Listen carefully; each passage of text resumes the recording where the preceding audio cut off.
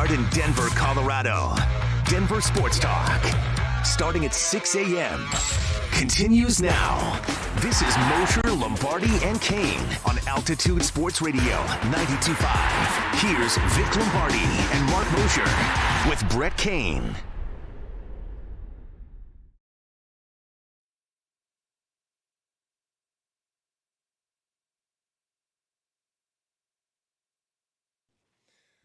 Okay, so no Moj today. Moj is this is his like fake sort of honeymoon thing that he's doing, I guess. Dude, his party was sweet. So we get back to the house afterwards, and my wife says, "That's the first time I've seen Vic like act," because I think she's only seen you at like Ballerina when you're working. Mm-hmm. And so she saw Vic with a couple of drinks and goes, "Oh, that was different. I liked it."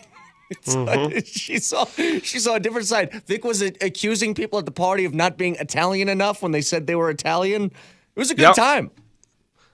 That's the first time I've actually danced to country music since I lived in Austin, Texas years ago. And I'm not a big country fan, but I tell you what, that band was great. It was, yes. I got into it. Very good time. So and in typical Moj fashion, he called both me and Marty yesterday just to say, "Did you guys have fun?"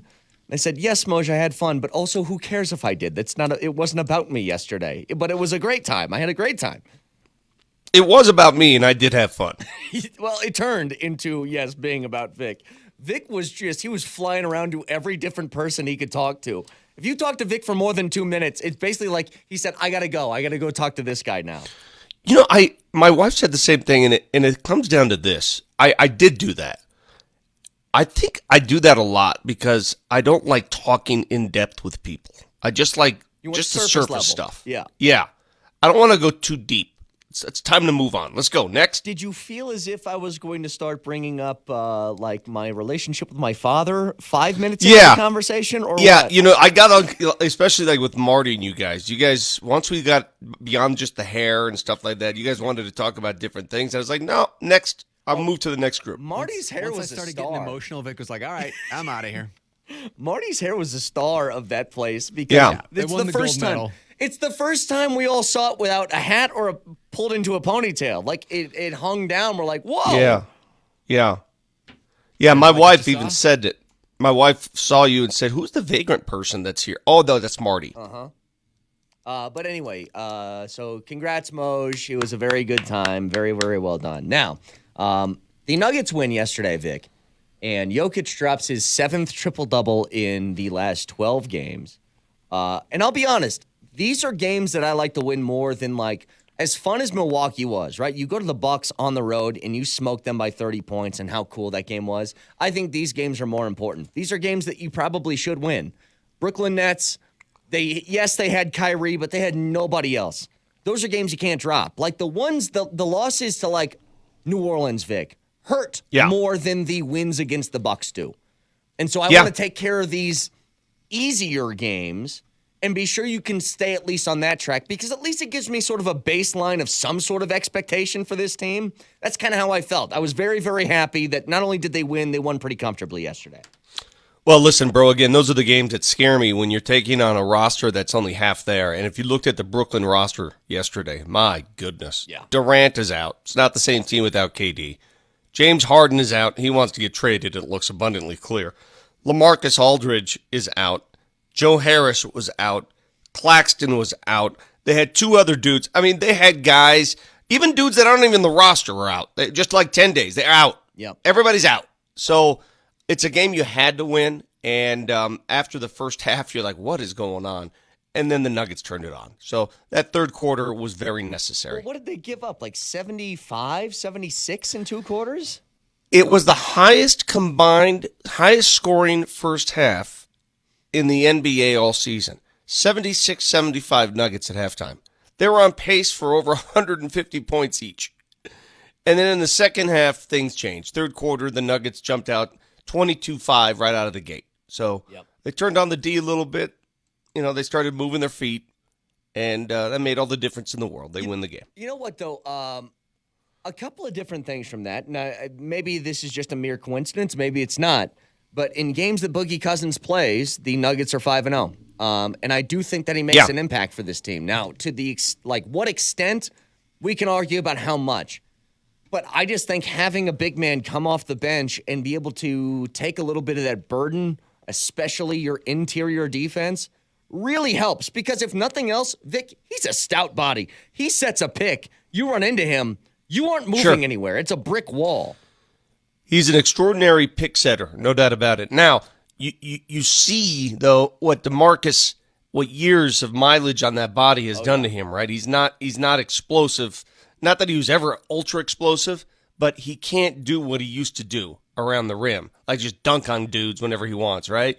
It's a little more finesse for him. In fact, I think he's playing for the right team because he could learn a lot from Joker on how to finish around the rim. I thought, yeah.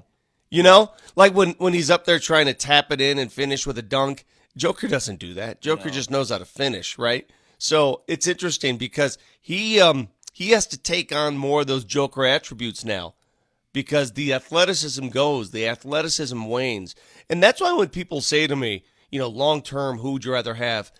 I always go to Nikola Jokic because his game is not based on athleticism. I mean, you have to be somewhat skilled. Yes, I get it. His game is based on smarts and just guile.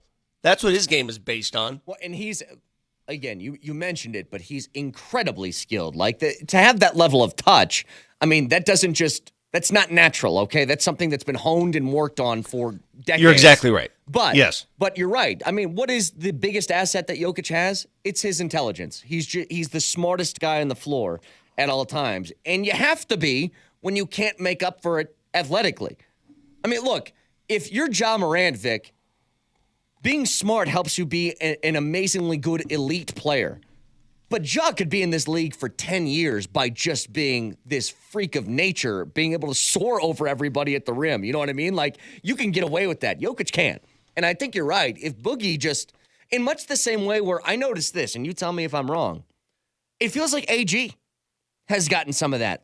Just by virtue of playing with Jokic, you tell me, has he not become infinitely a better passer? Since when he first joined this roster, has he not been so much better around the rim, finding shots? Yeah. He's a smarter player for playing with Jokic.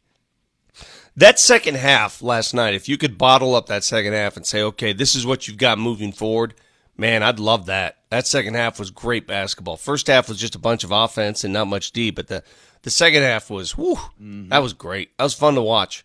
Now we wait. Now the deadline is this Thursday, trade deadline. I don't know what they have planned. I assume they're going to stick with Boogie Cousins. Although listening to his press conference after the game, it felt almost like it felt like he knows something we don't. About him. It was weird. Yeah, about I don't know what the intent is with him for the rest of the season. I'm not sure. All I know is that by Thursday, these Denver Nuggets may look a little different. And there's nothing wrong with that. Every team that is vying for a playoff spot is facing the same situation. I don't know what it would be, though. Like, I don't know how much wiggle room they really have and how much, I guess, you kind of plan on doing something now with Jamal on the horizon and hopefully MPJ later in the year. But to your credit, I'm going to read this from Adam Mares. He has the quote from Boogie Cousins after the game. He said, "I would love to be here. I think it's a great fit. Both sides benefit from it, and I think I can be an extra piece to push us over the top." So that was Boogie on his thoughts. And Marty, let me know if you ever get Jokic on Boogie too, because Jokic had a great quote about him. The funny thing about Boogie, he's played 5 games for this team, Vic. He's got 4 technical fouls. I mean, it's pure Boogie Cousins experience is what we've been getting here for the short amount of time that he's been here. But I would love to see him just stick on this roster the rest of the year, because I don't know what they can do around the deadline. I thought the Forbes move was kind of their move already, and it just happened a few weeks prior to the trade deadline.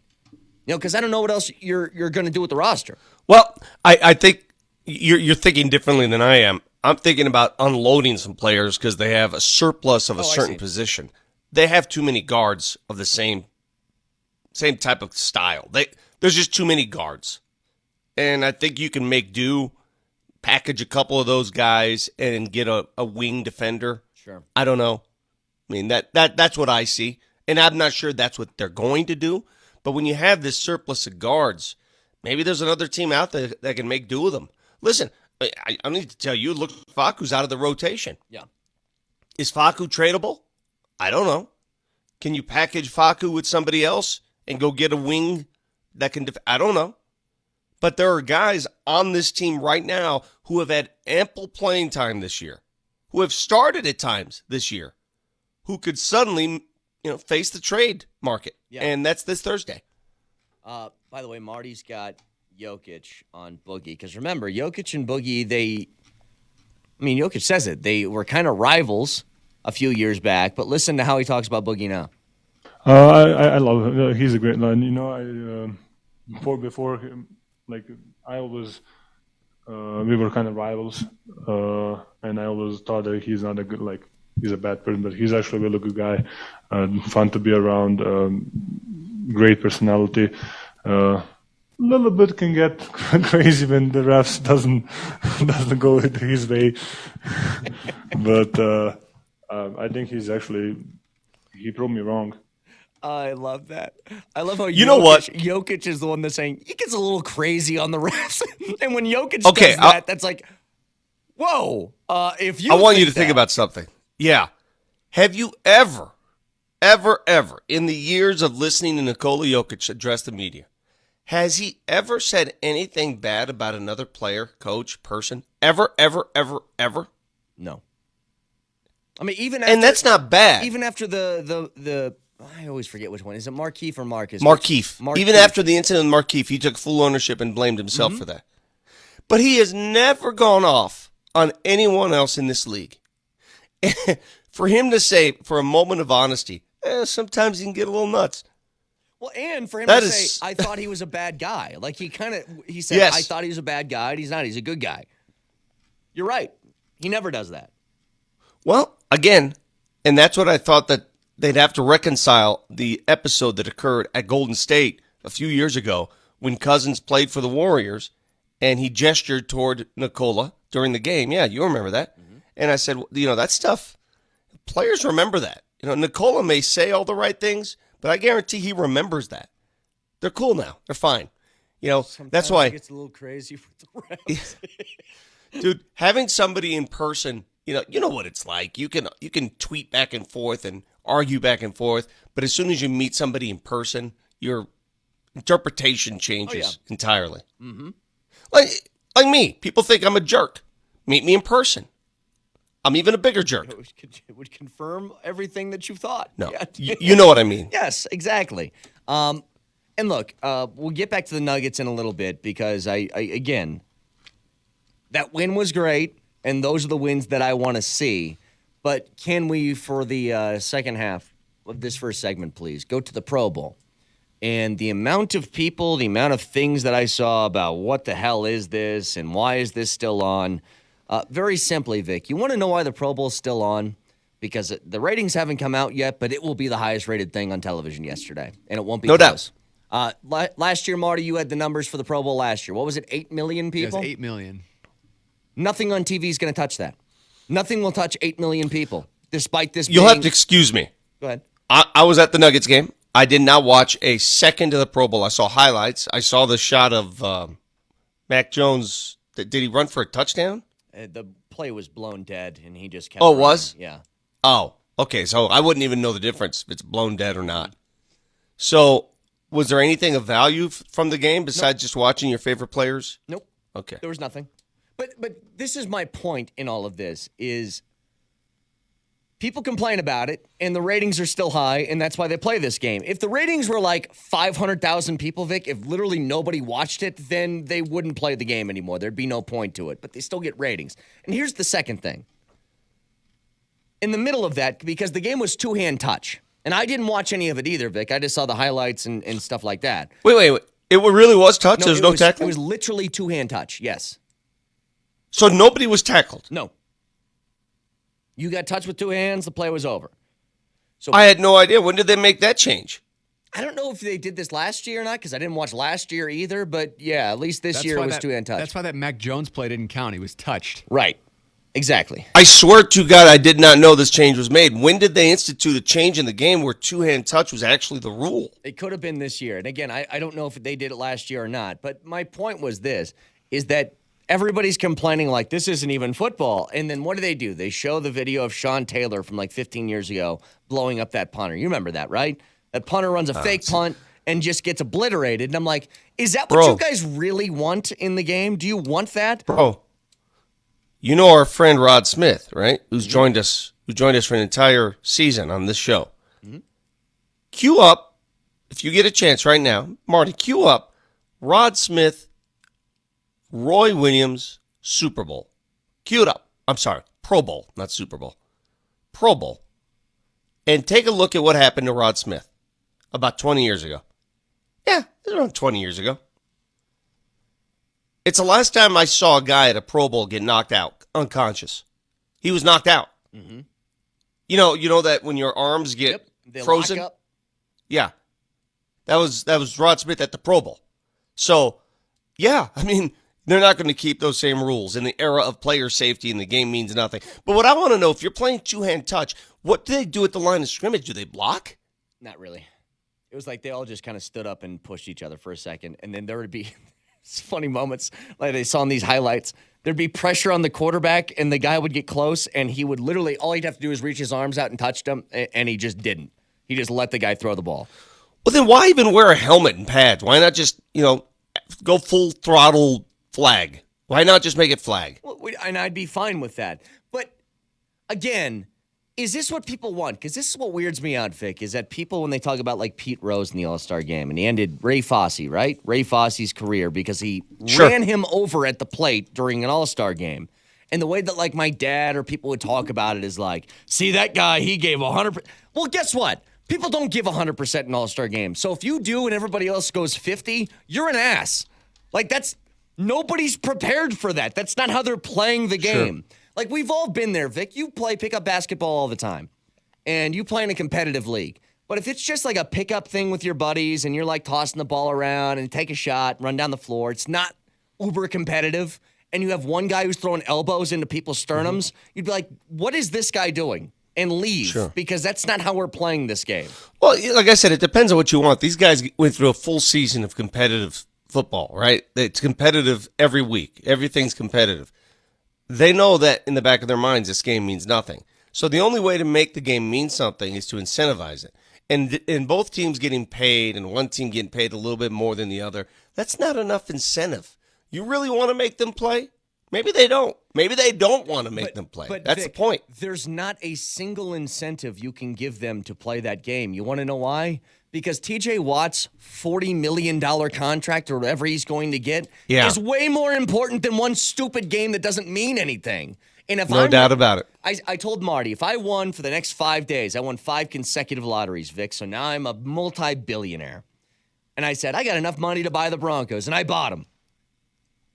If my players are playing in the Pro Bowl, I own that team, and my best players go off to this little all-star game, and they're playing like a real football game, I'm saying go there, enjoy your time, but guess what? You aren't suiting up.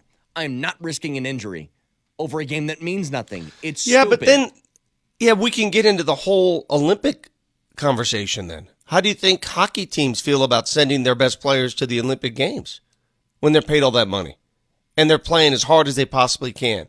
And they could potentially get hurt and miss. Yeah, that's the point.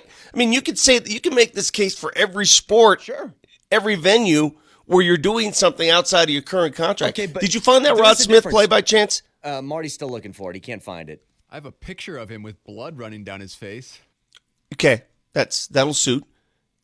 His helmet got all twisted because I'll never forget it. It was late in the game. The game was over, and his helmet got all twisted after Roy Williams hit him. Yeah, that's it right there. See, that's the Pro Bowl, bro. Yeah, that's the Pro Bowl. You guys, you can buy that picture for $499 if you'd like. Do people want that? Like, that's what you want the Pro Bowl to be. Your best players having that happen to them. Get the hell out of here with that. I have no interest in my best players taking hits like that in a game that means nothing. Like, Vic, you talked about the Olympics. At least in the Olympics, it kind of matters, doesn't it? Like, not Well, of Not course. super. Like, it's not like Yeah, of winning course a it matters. championship, but you win a gold medal Yeah, for your country. It's For some people, it matters even more winning for the country. like, ask the Serbians with Jokic when they had the Olympics in basketball when he didn't play. How they feel about it? Like, it mattered to him. This game doesn't mean anything. It has no bearing on it. So what are you trying to get across here then? That the Pro Bowl is still Basically, worthy just of shut up. What? Like, it's fine. Like, the Pro Bowl's fine. It needs no changes. As long as they keep getting ratings, they'll make money off it, and they'll play this way, and it doesn't matter. Why does it bother you? Okay. So for us to try to come up with changes to the Pro Bowl to make it more competitive, the competitive nature of the Pro Bowl matters not. So Well, we had a guy who called in the 6 o'clock hour that was talking. Look, this was before my time, but I forget the guy's name that he brought up when they did the sand volleyball or the sand football. Yeah, Robert Edwards tore his ACL playing beach football. I don't think they want any of that to even be remotely a risk for anybody who you consider top class in the NFL. I don't know. I can make the argument that the skills competition they did, when you got guys jumping off cars onto tables, they can get hurt. Sure they could. You know, there's risk anywhere. How about this? The other thing, too, is football gets the worst rap for this. Dude, I watched the NHL All-Star game. There wasn't a single hit had. There was 15 goals scored every 2 periods. Oh, I know. And so it's why does that not matter, but football in the Pro Bowl does? What's the difference?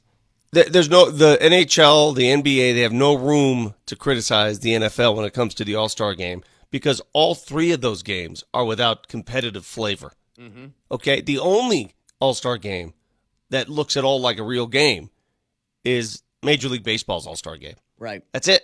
And you know what's funny? I was one of the rare guys that actually thought it was kind of cool that home field advantage was decided by the All-Star game. Like, I actually was kind of into it. I recognized how stupid it was. I was like, oh, but this kind of means something now. Okay. Now, if you play for the Orioles and you're on the AL All-Star team, I don't think you give a damn about what the World Series, who's going to host it. But still, it's like, okay, there's a little something extra on the line. All right. Something, sure. I get it. You know, with the NHL All-Star game, so the skills competition thing, they had that too. And I thought that was neat. Like, I'm kind of into the skills competition stuff. If they want to make All-Star Weekend just skills competitions across all sports, like MLB, it's just home run derby, and NBA, it's just the three-point contest and, the slam dunk. I'm totally fine with that. If there's no game at all, just give me those. Those are far more entertaining. I was so much more entertained, Vic, by the skills competition in the NFL than I was that Pro Bowl because I actually kind of wanted to watch the skills thing. It seemed more fun. Well, it was different because they add a new element every year, and it was creative. Again, I liked a couple of the events there. I need to tell you about my convo with Nate Hackett and his offensive coordinator, Justin Outen, who showed up at the Nuggets game. Yeah, showed up at the Nuggets game Friday night, and I got him a couple Nuggets sweatshirts, and we hung out and just talked a little bit during the game. You talk about some cool dudes. I felt like I was in a scene from Step Brothers. I felt like yes. we were quoting movie lines. Those dudes are cool. I mean, okay, hang on. You got to save it for after the break. I'll save it. A minute. I'll save it. But yeah, I'm so with you because I know it's like, again, Vic, these guys might win 3 games over the next 2 years. We don't know. I have no idea what they're going to do on the field. You're exactly right. But the little snippets of the personalities, at least, that we've gotten, when they're banging that drum and they brought the microphones to them, oh, my God. I loved every second of it. So we'll get there in just a little bit. Keep this in mind, guys, as Vic is going to leave tomorrow. He's going to go to L.A. Vic, Ryan, they're going to be live from L.A. Wednesday through Friday, leading to Super Sunday with day and night digital coverage on Altitude SR's Twitter. It's presented by Superbook Sports. Download the app at superbook.com. Also, Templeton Rye, 6-year whiskey, 91.5 proof. Please drink responsibly. And interviews presented by The Chicken Shack, home of the original Buffalo chicken fries. So all of that coming your way Wednesday through Friday when Vic and Ryan and Jesse are going to be out there in L.A. for Super Sunday. Take a quick break, back in 3 minutes.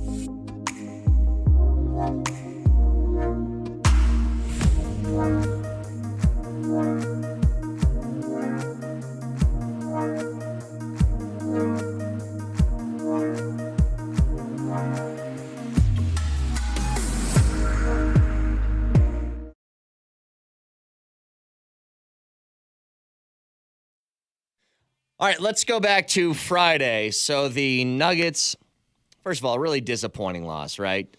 We can start there. But Hackett and Justin Outen were at the game. Vic got him a couple of Altitude Authentics, Nuggets sweatshirts. They looked like they're having a great time. Can I tell you something else, by the way? Big fan of watching Hackett drink at a Coors Banquet. That's a good start for me. Oh, everybody commented on that. I'm like it. It's funny how little things stick out. And I can't tell you how many people said, oh, I like him already. Why? There's a nickname for it. He's drinking the blank blank. And I'm like, what is that? They call it something. The banquet is the yellow jacket. That's what it is. Yeah, that's the yellow jacket. That should be the go-to. Because you know me, I'm kind of snobby when it comes to beer. I like my fancy craft beers and stuff like that. But if I got to drink one of those domestics, it's a banquet. So I was a big fan of that to start with. But secondly, I remember I saw a couple of videos when they're over there, they're banging the drum, right? Let's go Nuggets. Mm-hmm. Yeah. And my favorite part of all of that, as they're hammering this thing as hard as possible, first of all. But then, what's the dude's name? Do you know the in-arena guy? I always forget his name. Josh. Josh. Mm-hmm. He says, all right, on 3, we're going to make some noise. And I don't think the Hackett knew what was happening. He goes, 1, 2, 3. And then Hackett just goes, ah! He just starts yelling as loud as he can. Outen, when they're asked about the offense, he just goes, we're going to score some points. Everybody's like, yes, points. It felt, I don't know. Dude. It's just the vibe of those guys. It just, again, he could suck as a coach. We don't know. I like him personally, though. Let me preface again, and I'm with you. Let me preface everything I'm about to say. I have no idea what to expect from the season. I guarantee you it's a completely different look and feel than what we've seen here recently because that's just what they do. They're younger. They're more vibrant. They're going to do things differently. Visiting with them at the game, mind you, they were so cool to everybody that came up to them. Because as soon as they were seen on the big screen, as soon as we made a big scene out of it, right? Yeah. And gave them their sweatshirts, and they put them on right there. I didn't know they were going to put them on right there, right? I thought they were just going to take special thanks to Altitude Authentics for hooking those guys up, by the way. But I had no idea they were going to throw them on top of their original garments. But there they were. They were just sitting there, and they looked like twinsies. And everybody kept coming up to them asking for autographs, pictures, whatever. And they could not have been more nice and engaging with the fans. And visiting and just talking to him a little bit, you could tell already. You could tell the juices were flowing. Did you read Peter King's article today in his day after tome? His long football thing morning, that he Monday writes. morning, Yeah. American morning article. Yes. He talked to Hackett shortly after he was hired, and I did not realize this. Hackett, according to King, is going to hire an expert in education and technology who will work with each assistant coach to improve engagement with players. In other words, he's going to hire a full-time coach to coach his coaches. I don't know if this is a pseudo-psychologist or I'm not sure what that is, but for him, it's all about communication. I'm going to read a little bit from this article because I think this is fascinating. I really do. This is next level. This is now taking coaching to another century. Quote, says Hackett, I'm a little bit of an outlier in this profession. I love being different. I majored in neurobiology. There was a chance I was going to go in the medical field, but what different paths taught me, there's no one way to do anything. I decided I love coaching. It's dynamic, so diverse, ever-changing. You better be able to engage this generation of players. It's the YouTube generation. I am a paperless coach. He doesn't use anything like playbooks. When I left Green Bay, I had 2 or 3 boxes and no heavy-ass boxes. He says when he teaches, it's all going to be about the teaching process. There's not going to be any football terms you normally hear like install. We're going to install the offense. We're going to install the game plan. Install to him doesn't exist. It's all about teaching, generating back and forth communication, all of that business. Now, on paper, this all sounds great. It sounds like, wow, this is engaging. These young dudes, man, they're going to really appeal to this. We'll see. I don't know, but it sounds great. Well, and this is a couple of things that stuck out, Vic, just to back you up. The first thing is when he said, you better be able to engage this generation of players. This is the YouTube generation. this is what I think smart coaches have recognized now is it's a different era of players. And for a lot of these guys, and look, this is no knock on anybody from the previous staff, but maybe, Vic, they were used to a certain kind of way where it was very rigid. This is work. This is your job. Come in and do your job. And I just don't know if people like appeal that same way. My wife's in the hiring business. She works for a staffing company. And the people they are hiring today, Vic, as opposed to 2 years ago, pre-pandemic, because nobody wants to go to the office anymore. They all want to work from home. And you have to explain to businesses, like, if you tell people they have to come to work, you're not going to get the candidate that you probably want because that's not what they want. It's all about kind of understanding who you are working with. And I think that recognizing that is important. Yes, and I know for some people, the reaction will be, well, come on. These guys, these are jobs. They get paid a ton of money. The least they can do is go to a meeting to pay attention and do their jobs. I get all that. I understand all that. But you remember in school, you always had those teachers where you looked forward to class. Yes. Where it was like, this is going to be fun. In college, I had a mythology class. Mythology. I had no business taking. I don't know why the hell I took mythology. I took Greek and Roman mythology. Same teacher, both classes. I took it again, this time in the room, only because I liked the teacher. Mm-hmm. He was so much fun, and he made it so engaging, and he made me want to go to class. It was an 8 a.m. class, Brett. 8 in college. Who the hell goes to 8 a.m. classes? I did. Yep. Because of the teacher. Because he was great.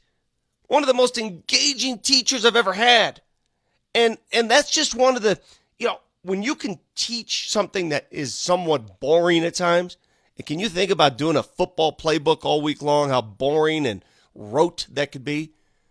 You got to find creative ways to get your point across. Well, and he said sometimes when you see coaches coach, players are sleeping in meetings. That can't happen. I want them to walk into the classroom excited to learn. It won't be me or the coaches just talking. It will be us interacting. In Green Bay, we were coaching the quarterbacks. I always found if I could get Aaron Rodgers to laugh, I accomplished something. But so he goes on from there. But, Vic, this is why last week when I mentioned this, I do think that this aspect of it, and it doesn't mean it's going to work, but I'd put more money on this side working than the other. When you have a place that's enjoyable to go to, a work environment that you like, for example, I love this show. I like working with you and Moser and Marty and everybody else. I wake up, and I hate waking up, Vic. My alarm goes off at 4:45, and every morning I want to punch myself in the face. But I love coming to work. And so I think that aspect, especially in football, of being like, look, man, we're playing a game. Always keep that in mind. This should be a fun thing that we should be doing. A good work environment where people like coming in, I think helps performance in almost every imaginable way. You're so right. And let me be very, very clear here. You can be the greatest teacher and you can have the greatest methods to teach. If your team sucks, it doesn't matter. You're going to pay the price for it, right? Mm-hmm. Your team better be pretty good. Your team better be engaged and better understand.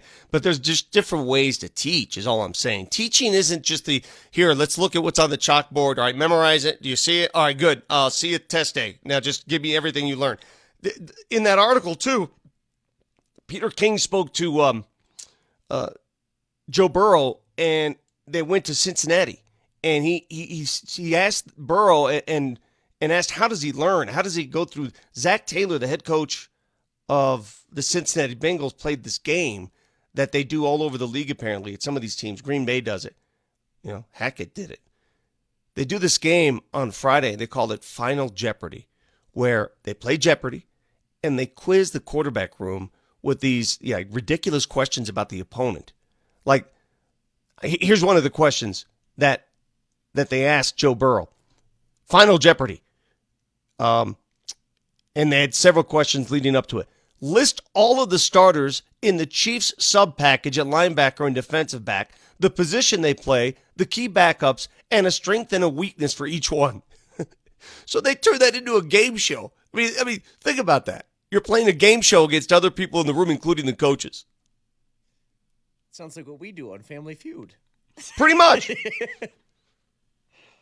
That's a long who is answer, or I guess That is, by the way. response. Yeah, and Who and is Burrow this answered guy, it. and this guy, and this guy, and this guy. Burrow answered it to a T. I mean, Burrow had all the specifics down.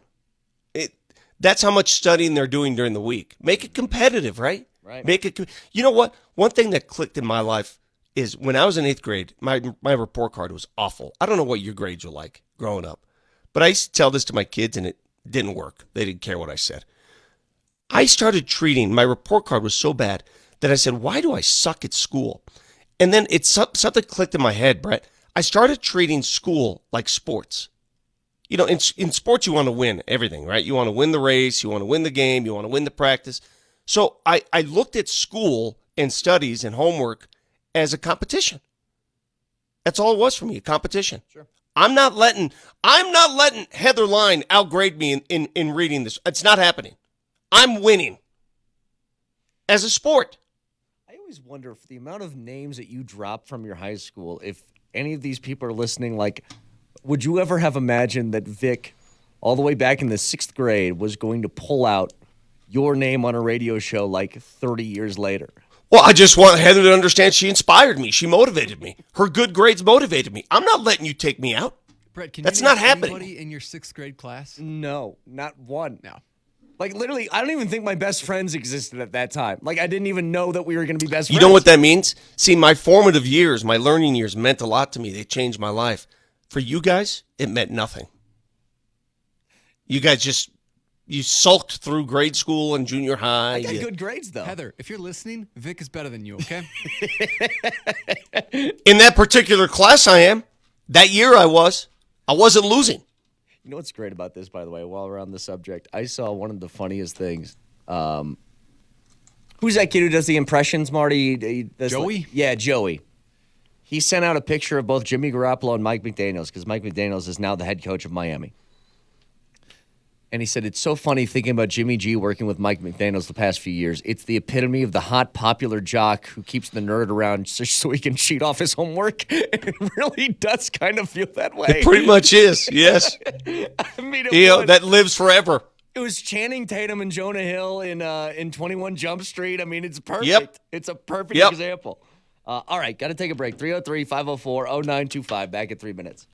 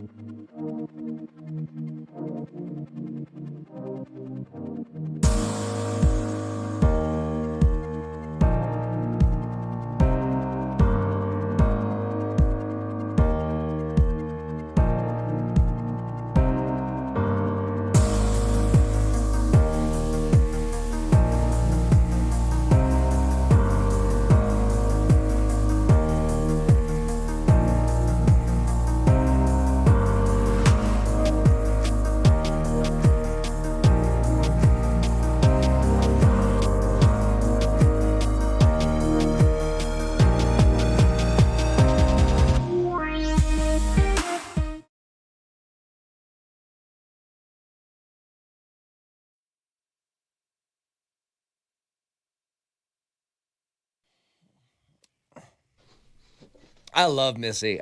So much. Who doesn't like Missy Elliott? Come on, man. Wait, she did the Super Bowl. Was it like 3 or 4 years ago? Was she with Katy Perry or something, right? Wasn't she I don't like know. a guest? I know she was in on one of them, which, by the way, everybody, what's amazing about this, I was actually, I was talking to my father, and the subject of the Super Bowl halftime show got brought up, and he was not pumped. And I am very pumped about this Super Bowl halftime show. I can't wait for it. You tell your old man Pops that the Super Bowl halftime show isn't designed for old men like me and him. Having said that, I am pumped. I can't wait for Eminem. You kidding me? You kidding me, right? Eminem, who else? Who else is in this? Eminem, There's a bunch Dr. of people. Dre, Kendrick Lamar. Snoop, Mary J. Blige, yeah. Dude, that's my stuff. That's what I do. That's your cup of tea. That's my stuff.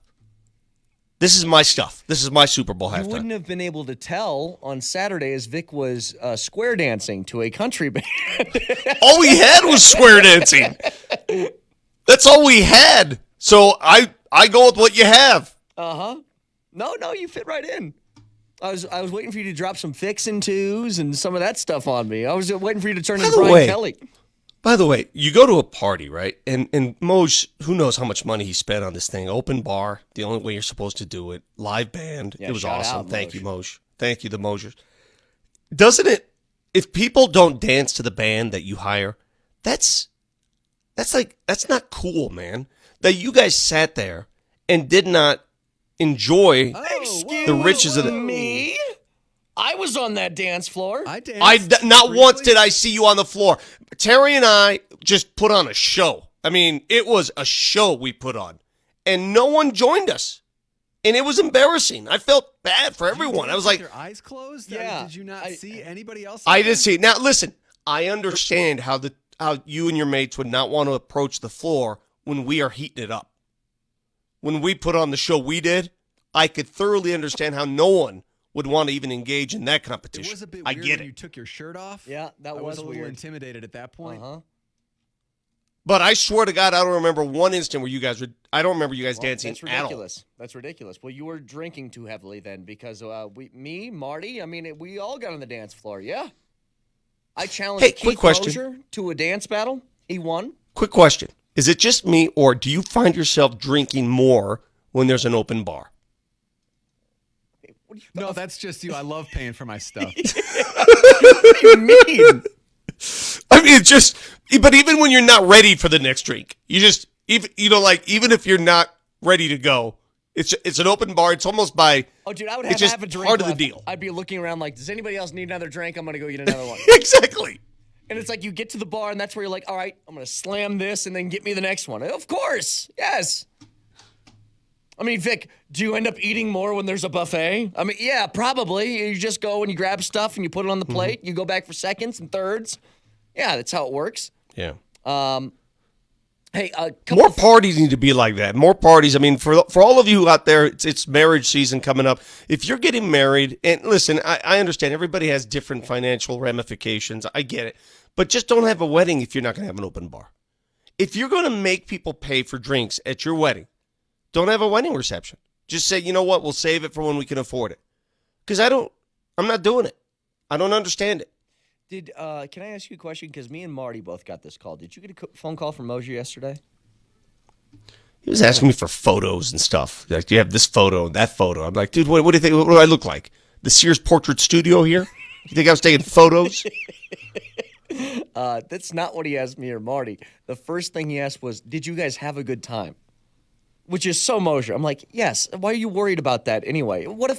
Even if I didn't, who cares? Did you have fun? That's all that matters. It was your thing. It was your party. Yeah. But I had a great time.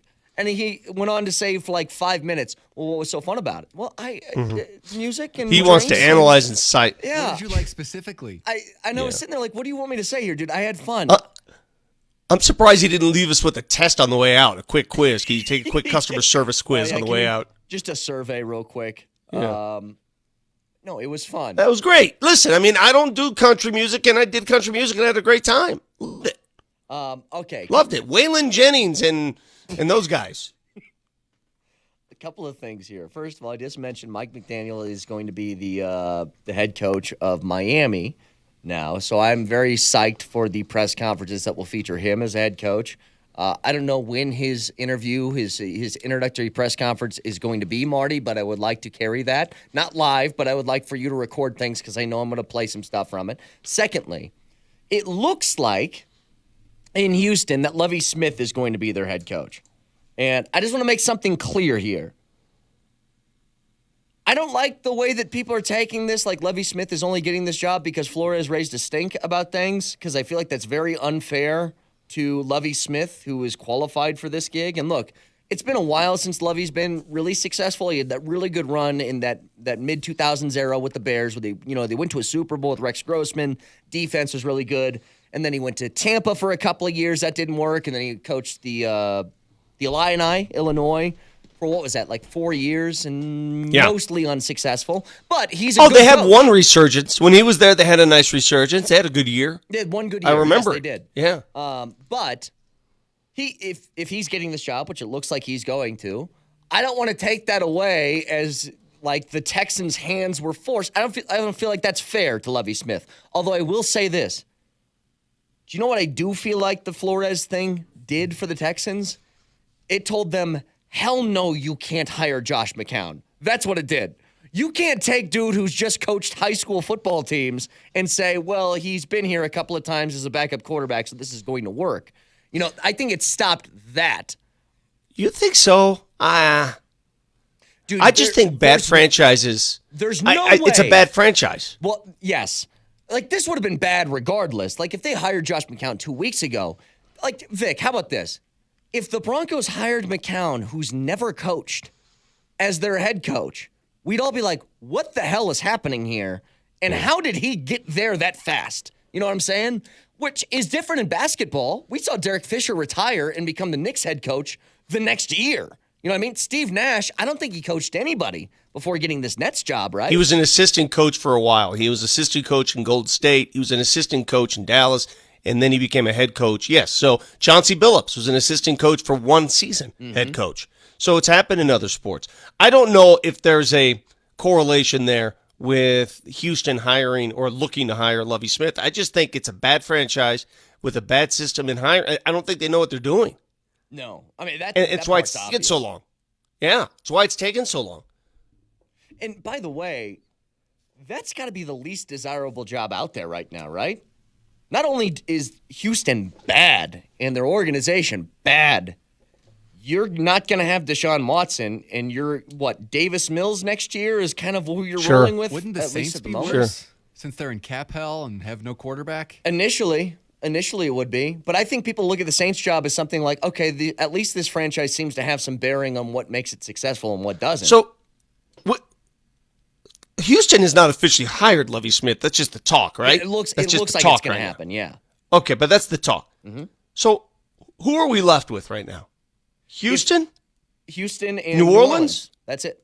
And that's it. Because Mike McDaniels just went to Miami, yeah. Okay. Forgive my... Who took the Minnesota job again? O'Connell. That's right. Mm-hmm. So, Miami wanted O'Connell, too, though. Miami was looking at O'Connell as well. I think so, yeah. And so they end up taking McDaniel, who's a Smoky Hill product, by the way. Have you done your research on Mike McDaniel? Oh, I know he's from here, yeah. He went to Smoky Hill High School. He went to Yale. No scholarships at Yale. That's a smart school. Played football there at 140 pounds. He was a wide receiver. Okay, I'm not sure how much he played. Yeah, he was a $140 as a wide receiver. 5'9". He's my height. He lives in my land. He's at my level. Mm-hmm. Goes into coaching as this ultra smart guy. Joins Mike Shanahan's staff as a football intern in 2005. That was that 2005 team that went on to the AFC Championship. He was like a ball boy, wasn't he? He was an intern. Okay. Ball boy, intern, whatever you want to call it. He was learning the game, learning how to coach. From there, I guess he made such a great impression that he kept hanging on. He got different jobs. He worked with Kubiak. He went on and climbed the ranks to the point where he continued in that Shanahan system, coaching the Shanahan West Coast system. And he's the offensive coordinator in San Francisco. Lo and behold, boom, ready to go. Now he's a head coach. Great success story. Oh, it is. And I almost... See, this is all about kind of like how do you interview, right? That guy's got to be an amazing interview. Like, Marty, I sent you. Can we just play a little bit of that supercut of him at the podium throughout the year, this year and last year? Go ahead. Excited to be here. Equally excited for you guys to truly take in how physically imposing I am. So, whenever you guys are ready to start, let's do it. Guys, again. What do we got? You guys got anything going on? Just hanging out in an auditorium? All right. Just gonna drag it out of me, huh? God, make me do all the work. What do you guys got for me? I'm sorry. I apologize. All right, see you guys. So how we doing? What do we got? All right, you can stop there. I just love that he's a weirdo. Vic, I'm a big fan of NFL teams hiring weird I love guys weirdies. now. I love weird. weird. Anything going on? Just hanging out in an auditorium? Dude, Nate Hackett's a little bit of a weirdie. Yes. I love weirdies. I mean, Give me Hackett, weirdies. McDaniels. Yes. I mean, last year we had Campbell and Sirianni are both weirdos. Like, I like this. I want more weirdos coaching teams. Bro, let me tell you something. When you're a football coach, especially an NFL football coach, I always ask Rod Smith, you ever want to coach? Hell no. Do you understand the amount of hours they put into their – do you understand how much work – does anybody – I mean, listen, we all work for a living. We all put in hours. And I hate to make this comparison to anybody out there, hardworking people who are the amount of hours these guys put in during the week of a football season is insanity. Bro, just quickly, let me tell you this story. My cousin's husband played football at Kansas State under Bill Snyder, right? And this is the mid-2000s Kansas State teams that were good. They were winning like 10, 11 games a year, ranked top 10, top 15. But Snyder retires that first time, right? And they name the stadium after him. And they give him an office inside the stadium. Do you know what Bill Snyder did in retirement that first go-around? He watched film until he fell asleep on his desk when he wasn't even working. Yeah, pretty much. And so they said, if you're going to do this, why don't you just come back and coach? And he said, okay. I mean, literally, the guy wasn't working for the team, and he's still watching film until he passes out at his desk at the stadium. These guys are freaks. The amount of hours they put in is insane. We're over on time here. Got to take a quick break. Back in 3 minutes.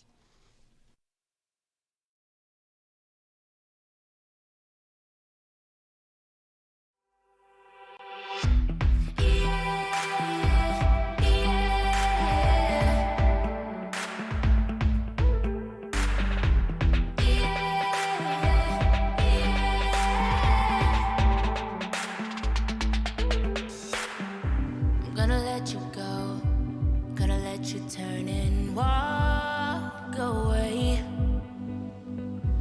I know how this goes. You wanna have it your own selfish way. You've always been a spitfire, baby. You know I'm like the water, we don't always mix. It's like someone lit your soul on fire, always burning with desire, can't extinguish it.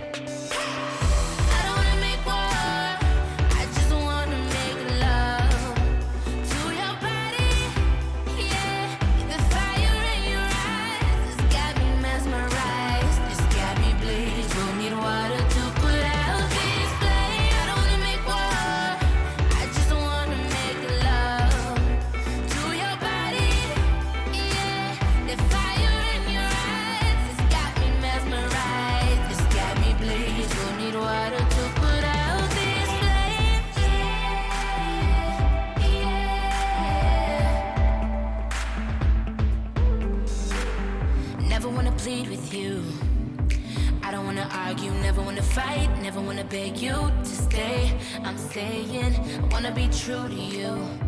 I wanna be your muse, pick you up on them bad days. I know when you blow your top, baby, that you'll never stop feeling like the world's on fire. It keeps raining all around you, yet you're covered in a cloud of steam. Heartbeat pounding like a rock machine. I don't wanna make war.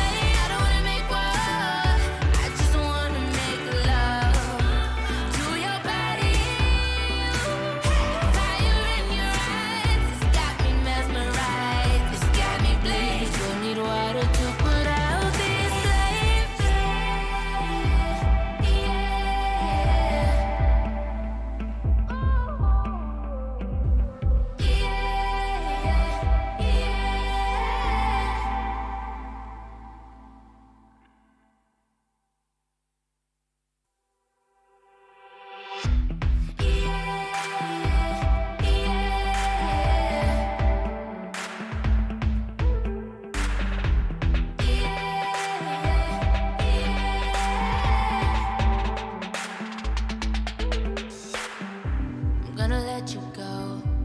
Gonna let you turn and walk away. I know how this goes. You wanna have it your own selfish way. You've always been the spitfire, baby. You know I'm like the water we don't always mix. It's like someone lit your soul on fire, always burning with desire, can't extinguish it. I don't wanna make war, I just wanna make love to your body, yeah.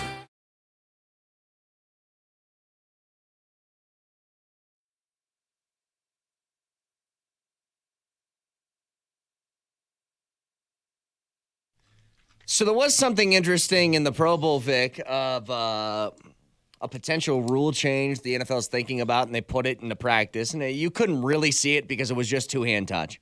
But instead of onside kicks, it was a 4th and 15 from your own 20-yard line. Okay. And I'm interested with this. I kind of like it. Because if you're going there's no... Come on. 4th On and what? 15 and touch? No, that's what I'm saying. In the Pro Bowl, it was dumb, but I like the idea of this because, look, if you want to try and get the ball back, 4th and 15 isn't easy. Like, I guarantee, like, no pass interference calls are going to be called in that thing.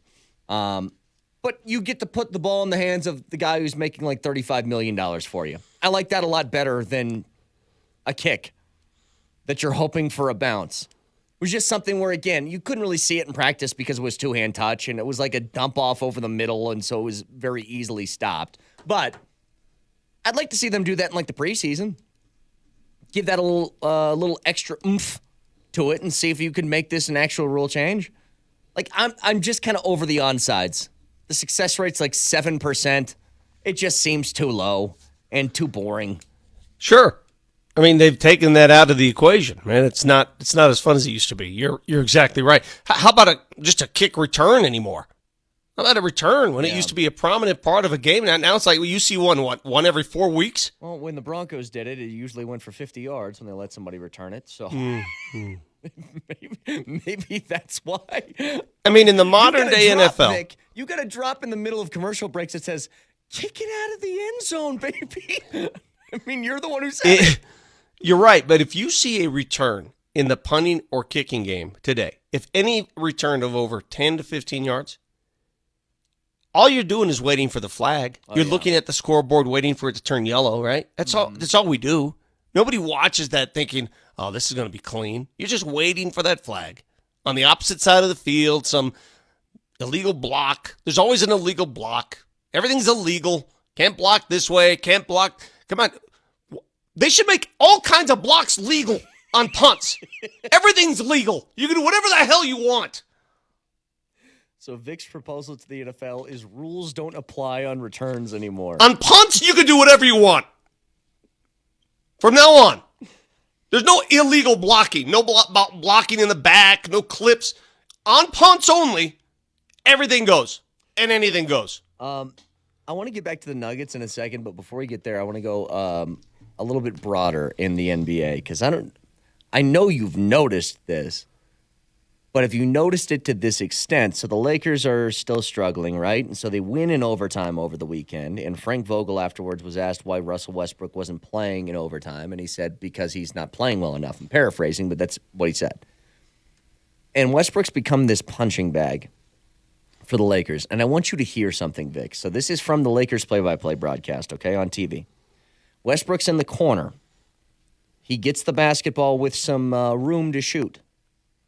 I want you to hear the Lakers crowd when the ball touches the hands of a wide-open Russell Westbrook who looks like he's about to shoot. Listen. He had a 20-point first half. It's a 6-point game. Burks trying to contain Malik Monk. Westbrook thought about it. Crowd kind of telling him no. And he missed it. I mean, the crowd is booing when he's touching the basketball thinking about shooting, okay? That's a Lakers crowd. A home. Could you imagine?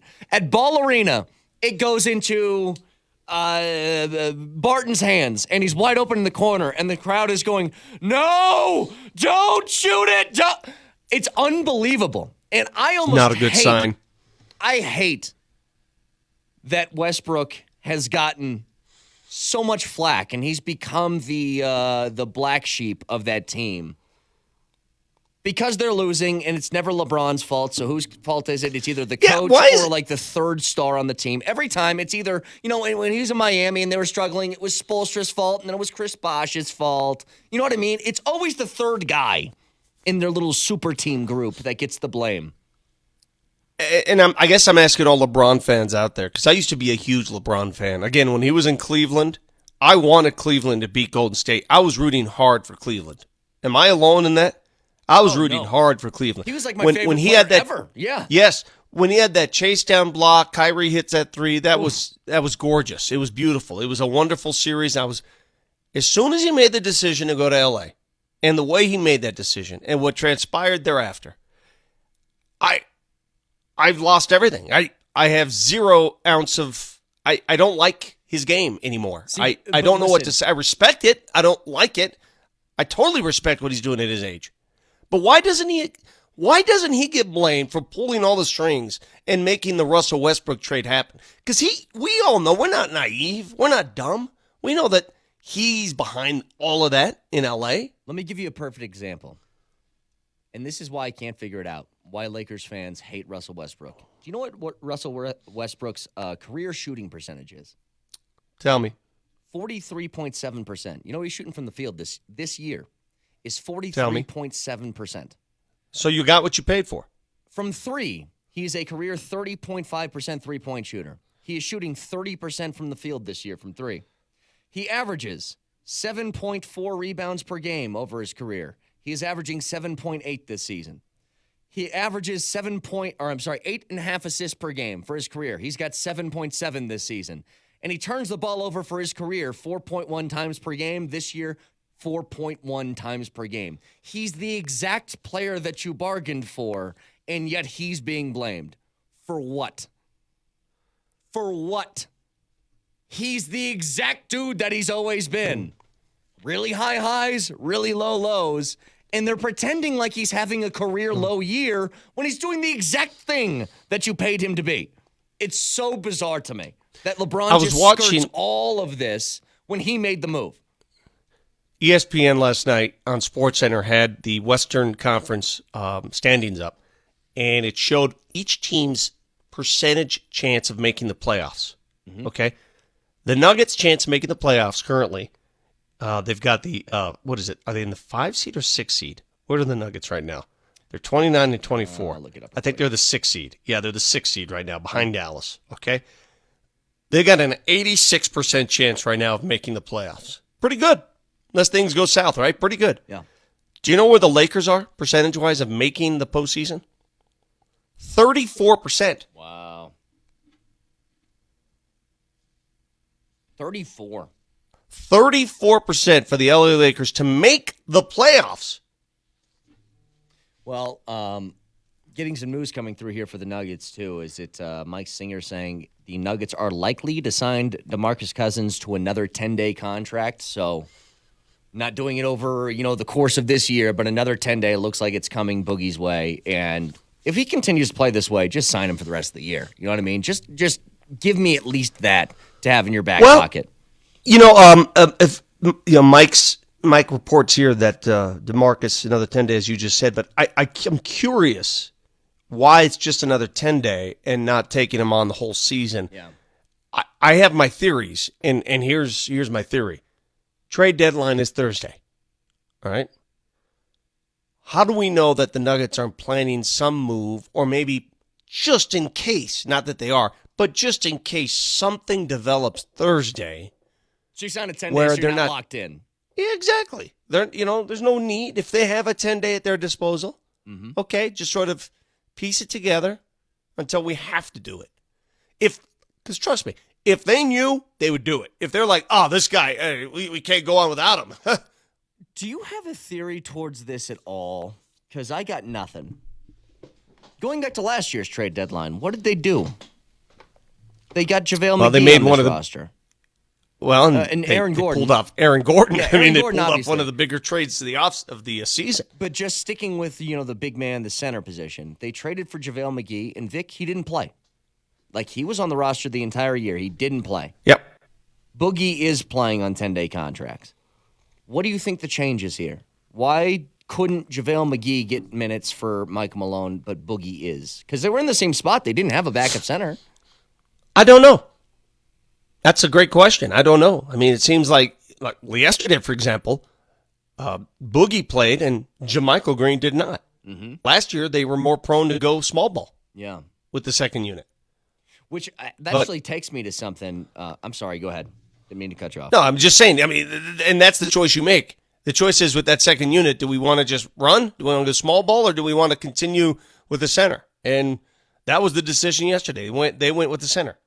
Well, and this could be a big part of it, too, is JaMychal has not shot the ball nearly as well as he did the year prior. I mean, from three, JaMychal always has been, a 40-ish% three-point shooter, right? And this year, it's just not even been close. He's shooting not even 25%. He's 24.7%. So maybe they're like, if he plays, because he shot 40% last year from three, okay, we can get a couple of threes out of JaMychal that we couldn't get out of JaVale McGee. But if he's shooting under 25%, then maybe that changes things. But you know what I really enjoyed the last few games for the Nuggets is the way that Zeke Naji's gone about his business. Because, Vic, he's not a guy that you're going to run plays for. You aren't going to say, let's draw something up for Zeke to get a shot. But you know what I've noticed that he's been doing really well? He is all over the offensive boards because I think he knows if I get points, it's going to be through putbacks. And he's been really good about boxing guys out and getting second chance opportunities. Again, I go back to Summer League where he was just this massive disappointment. You're like, oh, boy, I thought we were going to rely on Zeke a little bit more this year, and it doesn't look like he's got it. He's played so damn well, really over the last, month? Of just the limited time he gets off the bench, right? Like, he only gets 15 to 20 minutes a game probably. But they're good minutes. They're really good minutes. I just like what he's brought to the table here the last few games because he's been able to shoot the ball consistently from three. Marty, he's still over 50%, right? Still over 50% from three-point range. But he's been working his ass off down low to get some offensive boards, too. This is that part of the season where players are jockeying for position because come late April especially, playoffs approach, that bench shortens considerably because what you're seeing right now, you're not going to see in April. It's not going to happen. They're not going to go 10, 11, 12 deep in April. So everybody's auditioning. Who's going to be in that rotation? Who is going to be in that playoff rotation? Well, not much to different mention, story. About 35 minutes are going to be taken by Jamal when he comes back, too. And then MPJ, if that's still up in the air by the end of the season, who knows? I almost wonder what that looks like. It's probably a little too early to try and have any guesswork, especially without seeing Jamal back in the lineup here. Because when's the All-Star break for the NBA? It's like a week from now, right? The week after next. Okay. So not this weekend, the following weekend. Couple of weeks. And I would assume shortly after that, Vic, we're going to see some sort of movement with Jamal. Even if he's not in the lineup immediately afterwards, it's like we're going to probably hearing he's a couple of weeks away, I would assume. That would be my guess. The All-Star break is when you'll start to have activity with Jamal. And if by March, here's the way it looks right now. I mean, you saw the Klay Thompson thing. They announced when he's coming back to practice. They announced when he'd be playing game. Everything was announced almost a month before. We have no announcements yet on Jamal. Nothing. So I see him shooting before the game. I see him becoming more active.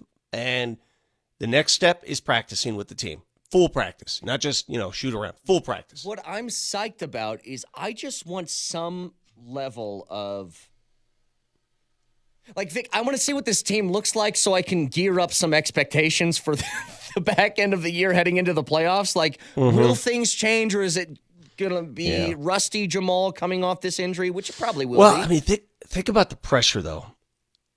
That's immense pressure because part of you's like, Jamal's back. Hey, Jamal, can you do what you did in the bubble real quick? Can you do that real quick? When you... Well, mentally where I'm at, Vic, I'm sitting here like, okay, if they played a fully stacked Utah roster right now today, the Nuggets lose that game, and I would be like, of course, yeah, Utah's just better. But if you just say Jamal's back in the lineup, all of a sudden my head goes to, no, I think you should win that game now. Like, that's the difference that just he makes being on the floor. As I'm watching, just think about how the fates have worked. I'm watching Brooklyn and Denver yesterday. Brooklyn and Denver at Ball Arena. If you close your eyes at the start of the season, okay, if both teams are healthy, if both teams have all their guns, Brooklyn. But what I'm saying is that's an NBA Finals matchup. Oh, yeah, it could be. That could be like those two teams could easily be in the finals if Jamal and MPJ are healthy for the Nuggets. If Durant and Harden are healthy for Brooklyn. We know what Brooklyn is when they're healthy. We know what they are when they can all play. That's a top team in the East. Hell, tell you how far they've fallen. They were the number 1 seed on Christmas Day in the East. Number 1 record. They've lost 8 straight. They're nothing without Durant. Harden wants out. Yesterday, Steve Nash says they're not trading James Harden, but where there's smoke, there's fire on that one. I mean, that place is a mess.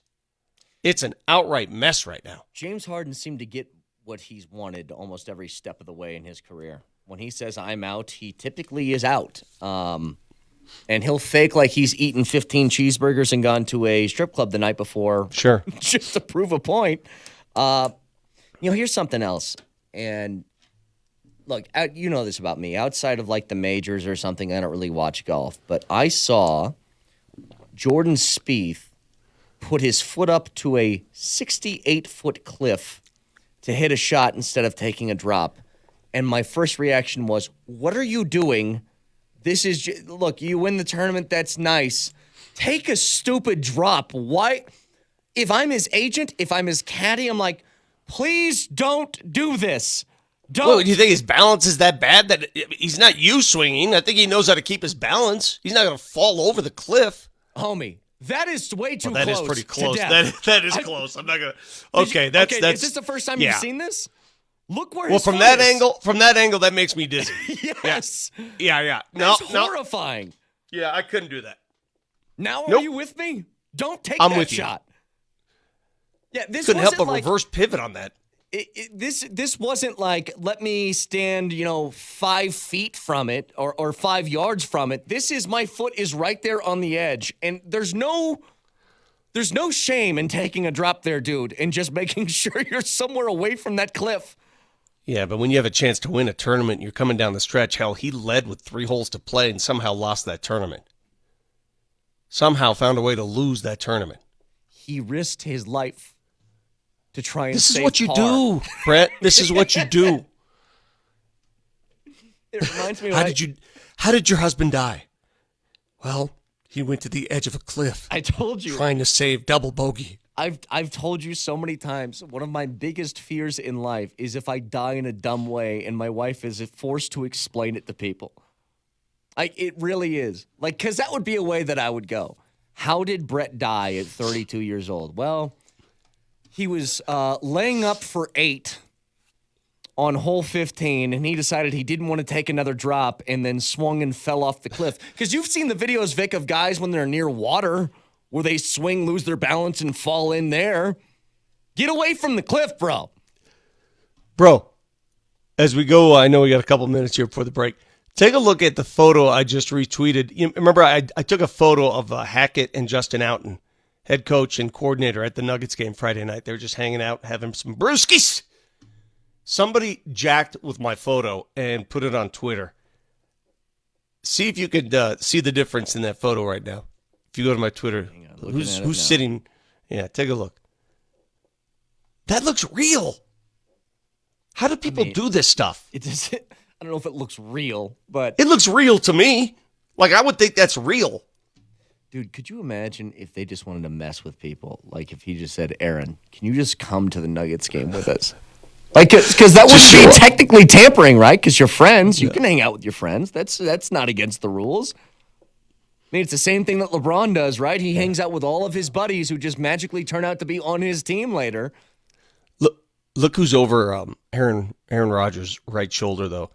Homeboy with the jersey, no shirt underneath, and the nice big Bronco logo on his the shoulder Broncos blade. tattoo with the Colorado State emblem that's in between the Bronco logo. West Side Pride. Can I ask you something, Vic? Would you, if you, so let's say that this photo is real and Aaron Rodgers was sitting behind them and you walk over to give Nathaniel Hackett and Justin out in a couple of sweatshirts. Are you getting? And an I see extra Rodgers one? there. Are you getting an extra one for Aaron Rodgers and saying, "Go"? Well, ahead, here's put this exactly guy what I on"? do. If I see that, if that's me and I'm at the game and I see and I have a bag full of sweatshirts, 2 of them, I go right past Hackett now and give it right to Rodgers. Say, here you go. And say, here's an extra one. You're exactly right. I mean, that's just a natural progression. I got one for you. It's like a and quarterback your reading the lovely defense. fiancé, yes. Yeah. Exactly. I mean, that would be. I would actually be offended if you didn't.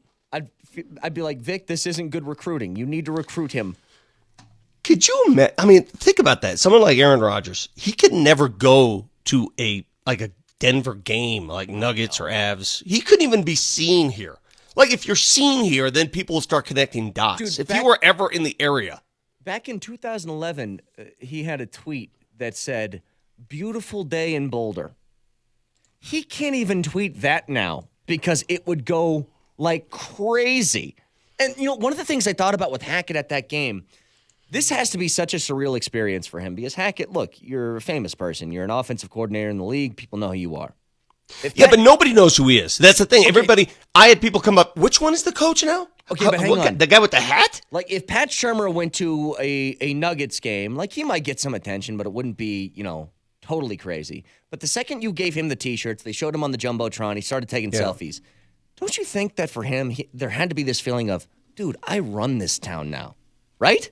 Like, I run this town. I would have. He doesn't have that. He doesn't have that kind of personality, though. Oh, but think about it. Think about it. I understand what you're saying, but think about this, Vic. He went from a guy who could go anywhere without being harassed for the most part to a guy that really can't without people walking up to him. Well, that's what happens when you become the head coach of the Denver Broncos. And I told them as much. As I was sitting with them, I was like, be prepared because I know that you've gone pretty much incognito your entire career as an assistant coach everywhere you've gone. I said, number one, be prepared. It is a different show here. And I think he got a taste of that Friday night because when he left that game, when the stepbrothers left wearing the same outfit, it was like a walking congestion all the way out to their cars. Everybody was after him. And that's cool, man. You want to see that, though, don't you? Of course. That's cool. Like, I wonder what the experience was. Do you remember the first time Fangio went to a game? Because he went to a whole bunch of Nuggets games. He did. He went to games by himself at times. Yeah, Vic would show up and just watch a game for the hell. He loved basketball. But he still loves. He's but not do you remember, dead. like, the first... By the way, did you see he's rumored to be the new DC in Miami with Mike McDaniel? I saw the Giants, too, that the Giants really wanted him. Like, of course. Miami, too. I mean, he worked, obviously, in San Francisco. He's going to make a great DC. Vic, if you had me, all these coaches lists that you do, like, just in case, you got to have these guys ready. He's number one on my DC list for any other franchise other than Denver because he wouldn't come back here. But if you were making a defensive coordinator wish list, is Vic Fangio at the top of the list? He should be. Yeah. He should be. 303-504-0925. You want to give us a call back in 3 minutes.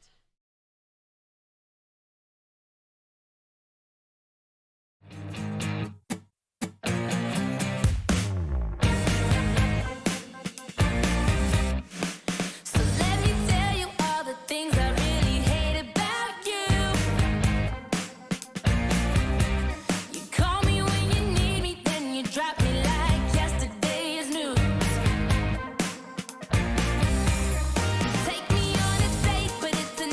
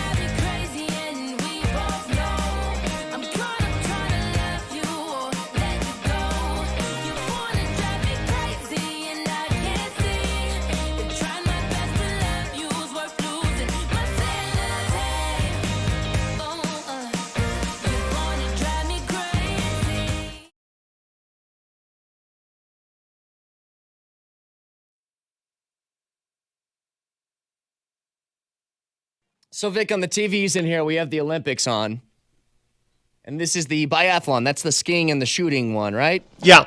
You know what's funny? I was pre-gaming for Moser's full game on Saturday.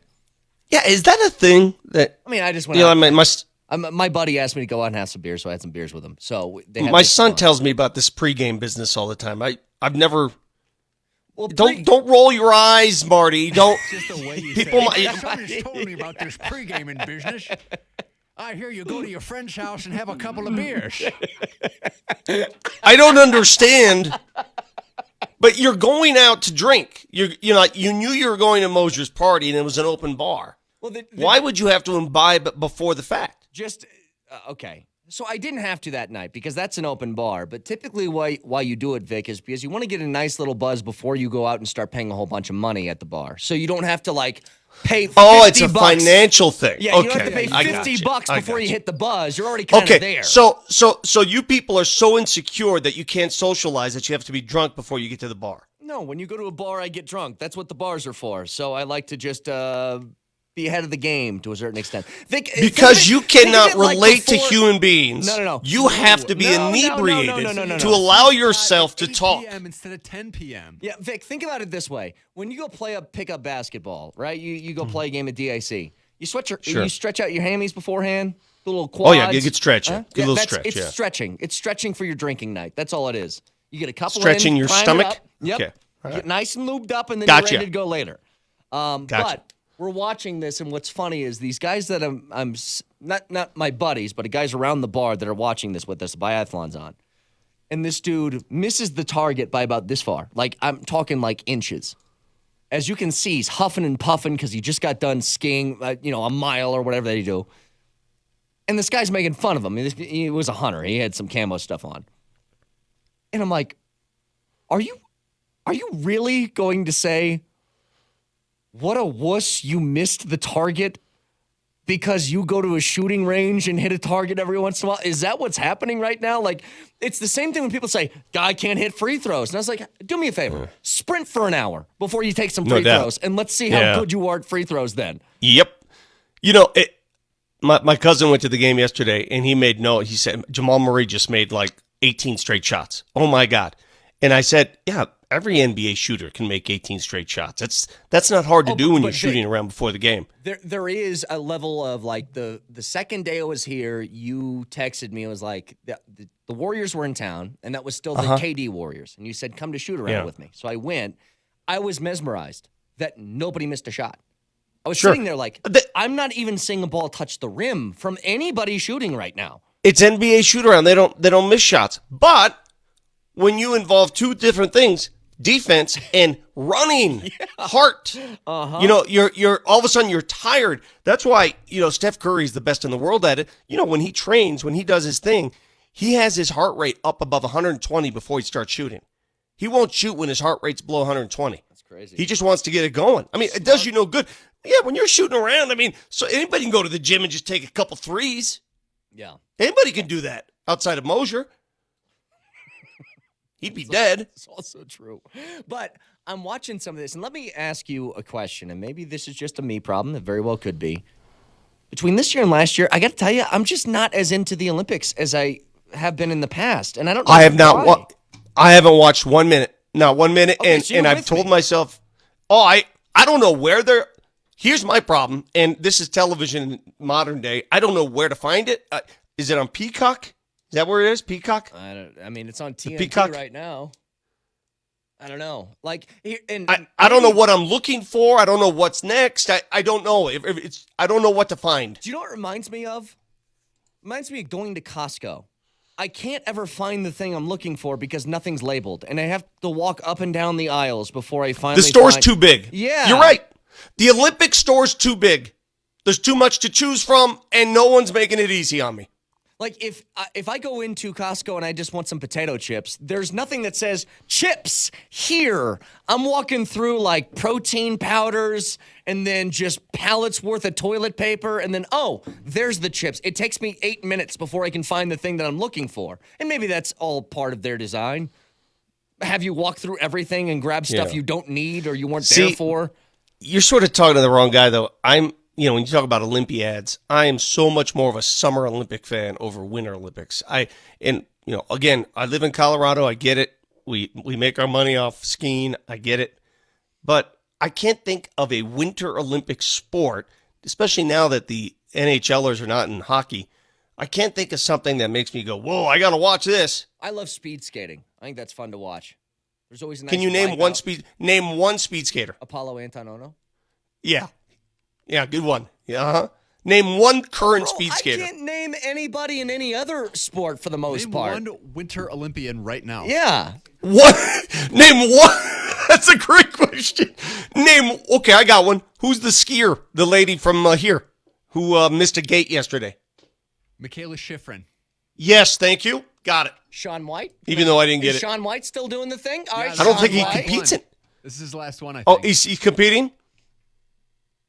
He does those things with the pipes? But you could, yes, with the pipes. You could do this for the Summer Olympics too, and I still would be horrible at this.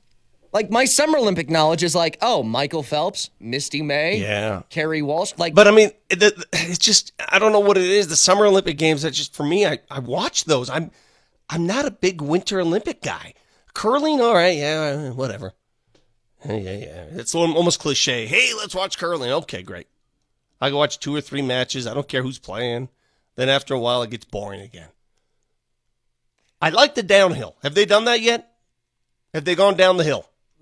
Well, At fast speed. There's a lot of events that go down the hill. Like, what's funny, Vic, is we were watching, I actually, stopped doing the show for 5 minutes in the 6 o'clock hour because the luge was on, and some guy wiped out, flipped over, and landed on his face with the sled still on his back, and just started, skidding down, and I was like, whoa. Jesus. He was fine, or she was. I don't know if it was men's or women's. Whoever it was, they were fine, but it discombobulated me for about 5 minutes, and I couldn't get over it. I was like, no, you guys don't understand. I watched a man I thought die for a second, and he's fine, but it still was weird. See, it's also the way we engage and watch anymore, and I think the Olympic rights fees, like NBC has owned the Olympics for so many years, I just think that the rights fees will eventually go down because the demand is not what it used to be. But is it? It's just not. It's 20 years ago, everybody watched it. Yeah. The Nancy Kerrigan saga, we all sat and watched. It was part of, you couldn't wait to get home and watch. That's what I'm saying. It's not the same appeal anymore. Okay. It just isn't. Is it a byproduct of what you mentioned? Like, there's a whole bunch of different channels that things are on. That's one. But could it be this too? And maybe it's just this simple. I don't know what time anything's on. Like, for example, it's halfway across the world. Everything's it's like what's overnight. the time change? And for example, Vic, when Sunday Night Football is on, there's plenty of times I don't know who's playing in Sunday Night Football. I don't, but I know it's on right after 6 o'clock, so I know when to tune in. I don't know when anything's on here. So even the stuff that I do like to watch, whether it's speed skating or, whatever the case may be, I just don't know when it's on, first of all, and what is on, second of all. So I don't know. I was just wondering. I was asking the question because it felt like 20 years ago when I was, a teenager. Like, I was all in on the Olympics. I'd watch it all the time. And it's just waned over the last couple of years. And I didn't know if it was just me, but I guess not. No, I'm with you, brother. 309. I watched Billions last night. I came home and watched Billions. I didn't watch Japan's Ryoyu Kobayashi win Olympic ski jumping gold on the normal hill. What's his name? Ryoyu Kobayashi. This sounds like Cleared 99.5 meters. That one is fun, though. Is that the one where they jump off and then the skis are just straight up by their chin? Straight up, yeah. It is fun to watch. That would scare the crap out of me. Marty. Earlier in the night, Turkish ski jumper Fatih Arda Ikpioglu refused to say if the crescent on his blue skis was a statement. Okay, now he gets political. Never mind. I'm going to stop reading that sentence. All right. What was the sport that Vic was talking about when he did his research on where soccer was derived from? What was the sport called again? Oh, Kyorachi. Kyorachi. Sound it out. All right, 30933. You guys want in the Champ Automotive text line back in 3 minutes.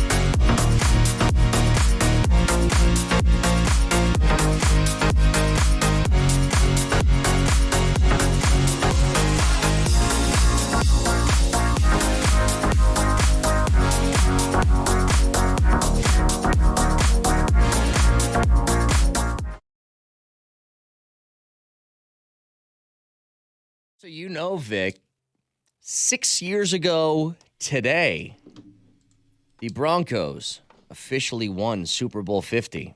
And I think that marks the last time people had an enjoyable viewing experience of the Denver Broncos over the course of a season. 6 years ago. That was a surreal experience because I think a lot of Bronco fans, they'll never admit it. Well, maybe some will. It was not expected. Not the way the season was going, not the turbulence of that season. Sort of backed their way into the top seed. If everybody remembers, the Patriots, they choked. I think they lost to Miami in the season finale. Yep. Was that the one? Yep. They choked, lost home field, gave the Broncos a huge advantage. And they backed their way into that championship. And listen, in the end, you earn everything you get. You earn it all. But it wasn't like to be expected. Yeah. It didn't feel like Super Bowl 48. I had more confidence in the Broncos that year than I did Super Bowl 50. Okay, let's hone in on why. Because I think there's a very simple reason. You know why. You're putting Offense up 40 sells. points a game. Yeah. You know exactly why. Yeah. And you know what's crazy about Super Bowl 48 season? People forget. The Broncos went to that Super Bowl without key defensive players. Chris Harris, Von Miller, Derek Wolfe, key defensive players. Hell, their starting linebacker was Paris Lennon. God, is that right? Paris Lennon. Yes. Von Miller watched that Super Bowl. Chris Harris watched it. See, that's the crazy thing, though, and that's why, as stupid as it sounds, but when Hackett and Outen are at a Nuggets game and they're banging the drum, and then Josh, who does the in-game arena stuff, walks up to him and says, what can we expect from the offense? And what does Outen say? Score points. And the place just goes berserk. It's really that simple. It's like all people want is, can we get 30 points just one time, please? Please. Let me ask you, does that work? Does that strategy work for every sport? Like, if in hockey, your team gave up a ton of goals, but also scored goals galore. It was just a scoring feast. In basketball, if you were the highest scoring team in the NBA, but you didn't play a lick of defense. Does it fly in other sports like it does in football? I think for the most part, maybe the exception is baseball. Like, Rockies have lost a lot of games 8-7 that annoys you, right? Because the bullpen comes in and messes it up. I think baseball can get annoying. Although people would prefer high-scoring games to low-scoring games. You'd much rather watch a 9-7 game than a 3-1 game. Well, I'll give you an example last night. First half of the Nuggets and Brooklyn Nets. It was 76-75 at the end of the half. It was the highest scoring combined first half in the NBA all season. 76-75. Some might argue, hey, man, just enjoy and respect the offense, the shot making. Others might say, they want a lick of defense being played. These dudes didn't even move. I was entertained. And the truth lies somewhere in between. The truth is in between. Yep. Now, I was entertained by that first half. I mean, you want to give me points? I'll take points. Now, again, if that becomes a habit, though, if you get into the habit of losing games 130-128, it would get pretty damn annoying. It doesn't really matter how you lose. But we all know Super Bowl 48 was a much more preferable regular season because of the numbers, just sheer numbers you were putting up offensively. Yeah. It was fun. It was like a rock band, bro. It was unbelievable, the numbers that the offense put up and the ease with which the Broncos scored. Hell, the first week of the season, 7 touchdowns against Baltimore? Yeah. 7? Well, Think about that for a second. And on top of that, I wanted to ask you about this. This is probably a week old by now, but I've been seeing the reports of Melvin Gordon. He tweeted out last week he really wants to come back. And we've kind of discussed this before with Melvin Gordon and the feelings that he's had towards maybe how he thinks or he perceives he's been treated. And I think rightly, he hasn't gotten a fair shake here. And he's been very productive and not really been recognized for the production that he's put up. But I was actually surprised, Vic, because I did a straw poll last week in the 6 o'clock hour. Do you want Melvin Gordon back? And I said the deal is like, let's say it's 2 years, like $6 million, right? It's not 8 a year, but like $3-4 million a year. Would you want him back for a couple more years? And almost everybody said yes. So maybe the tide's turning a bit on that. But I think if I'm Hackett, if I already got like a 2-horse backfield here, 2 guys I believe in, and I can bring Gordon back, he wants to come back, then I would take that. Yeah. In a heartbeat, I would. That's the unfortunate nature of some of these dudes. A lot of them are judged not by their play, but by their contracts. Yeah. And that's the part of the game, the business end of it, that's just not, I don't think it's fair. I mean, why are we judging him by how much money he makes? Yeah, I mean, Millsap he was judged all the time by his contract. He was productive for what he meant to the team as far as his role, but everybody brought up $30 million a year. Yeah. No, I get it. And sometimes, and that's the nature of the business, sometimes you have to overpay. You have to. Sure. I mean, you just have to go there. My whole thing with contracts is very simple. If you have a bad contract, that's one thing. But to me, Vic, the contracts only matter if it stops you from doing something else. Like, is that money now provided some sort of speed bump for you to get better elsewhere? And the Broncos have had like $40 million to spend over the last couple of years each season. It's not like that $8 million from Gordon was handcuffing them from doing anything.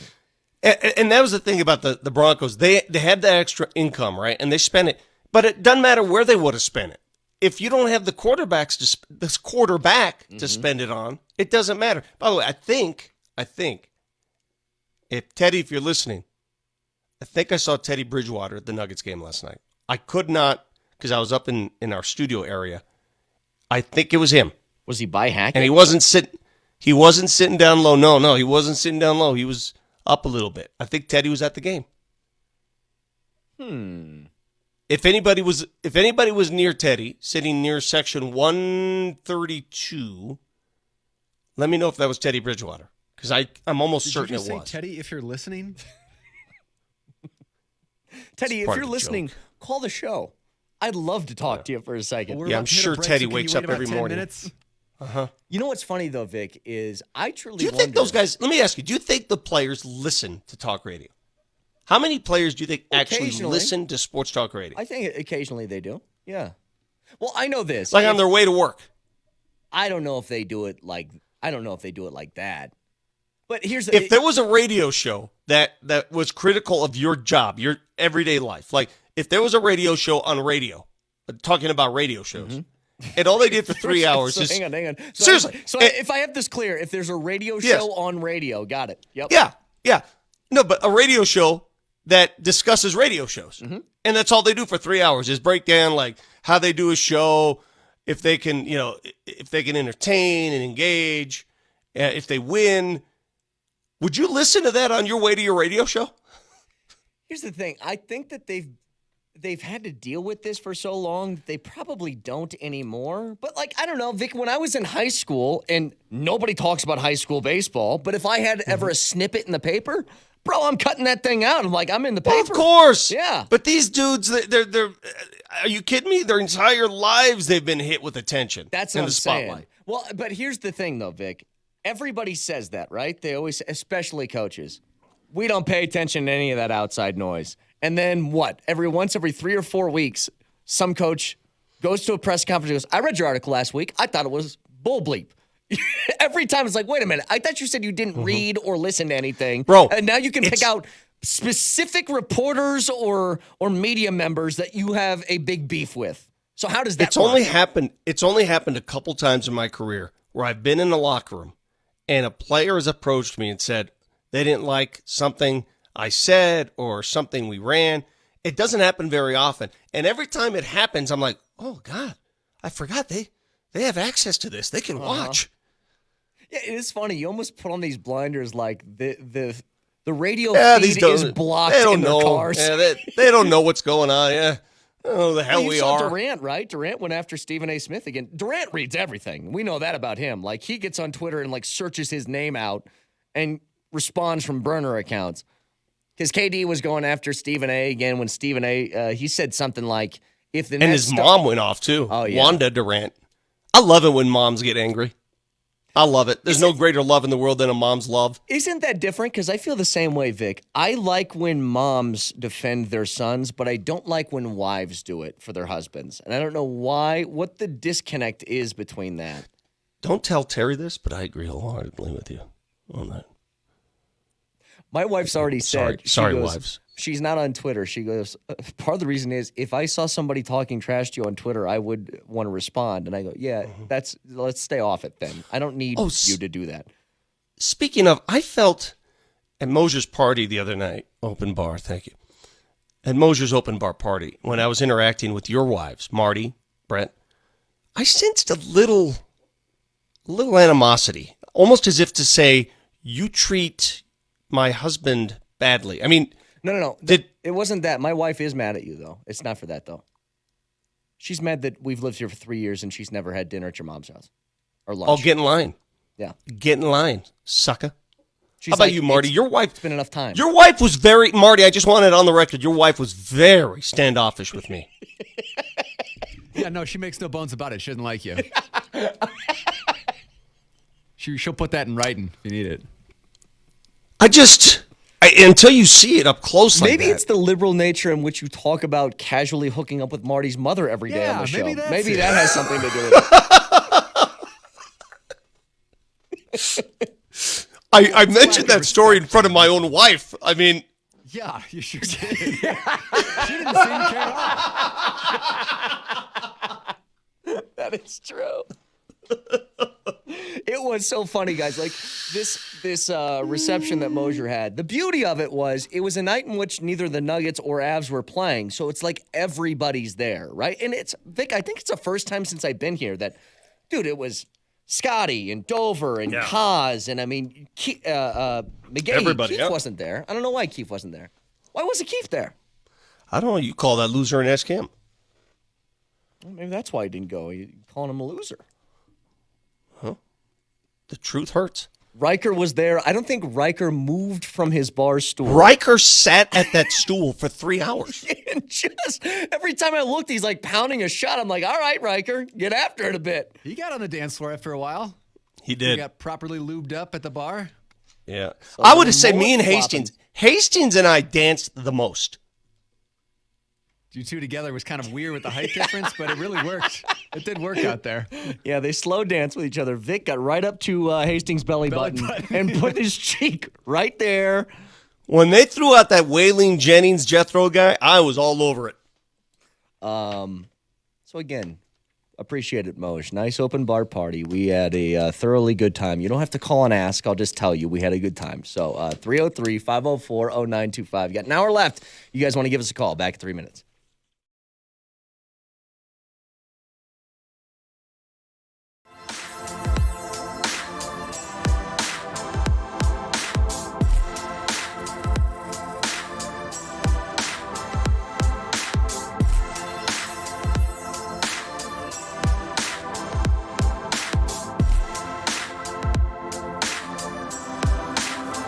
We're always planning the axis between water and air, grounded in flight. Spinning my mind, contemplating how we got here. Oh, it's a waste of time. Be my dark night, my lover in the moonlight. My legs twist a melody, a smooth, smooth harmony. Be my dark night, my lover in the moonlight.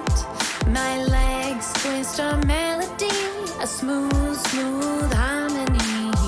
I know that I should be home, but I'm grounded in flight. Life is a close call, I'll catch it on the rewind. I know that I should be home, but I'm grounded in flight. Life is a close call, I'll catch it on the rewind. I'll catch it on the rewind. Hey. I'll catch it on the rewind. I'll catch it on the rewind. Hey. I'll catch it on the rewind.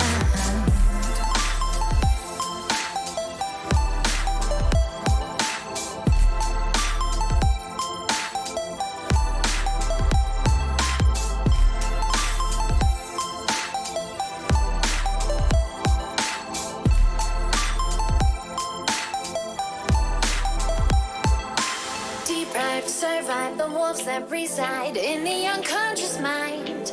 Baby, sleep tight, zombie in the daylight. Golden eyes want to go outside. Be my dark night, my lover in the moonlight. My legs twist a melody, a smooth, smooth lover in the moonlight. My legs twist a melody, a smooth, smooth harmony. I know that I should be home, but I'm grounded in flight. Life is a close call, I'll catch it on the rewind. I know that I should be home, but I'm grounded in flight. Life is a close call, I'll catch it on the rewind. I'll catch it on the rewind. Hey, I'll catch it on the rewind. I'll catch it on the rewind. Hey, I'll catch it on the rewind. I'll catch it, catch it, catch it. I'll catch it on the rewind. I'll catch it, catch it, catch it. I'll catch it on the rewind. I'll catch it, catch it, catch it. I'll catch it, catch it, catch it. I'll catch it, catch it, catch it. I'll catch it on the rewind.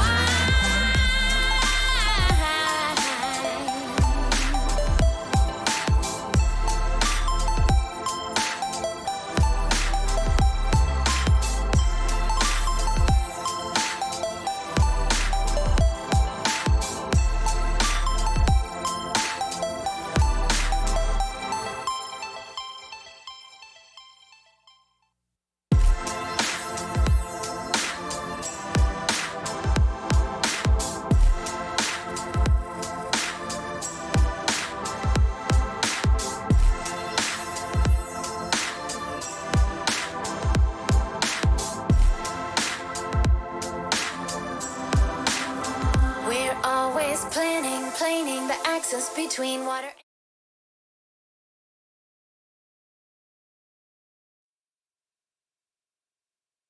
All right, remember, Vic and Ryan Harris broadcast live from LA Wednesday through Friday leading up to Super Sunday with day and night digital coverage on Altitude SR's Twitter. It's presented by Superbook Sports. Download the app and download the app at superbook.com. It's also presented by Templeton Rye 6-year whiskey, 91.5 proof.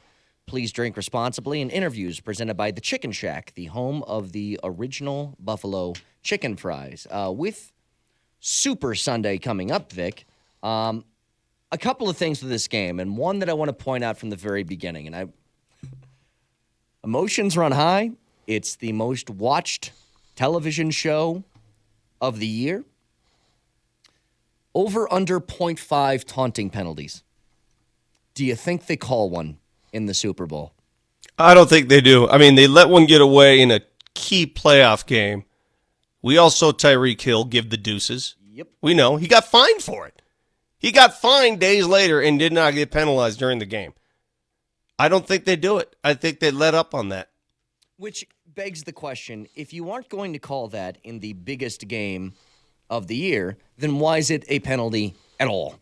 Then why should we even care about it remotely in week 4 than we would in the Super Bowl? It makes no because sense. I think because they wanted the players aware that it's unacceptable. They wanted them aware for 17 weeks during the season. It's unacceptable. So maybe it's sort of part of their DNA now, and they won't do it as much.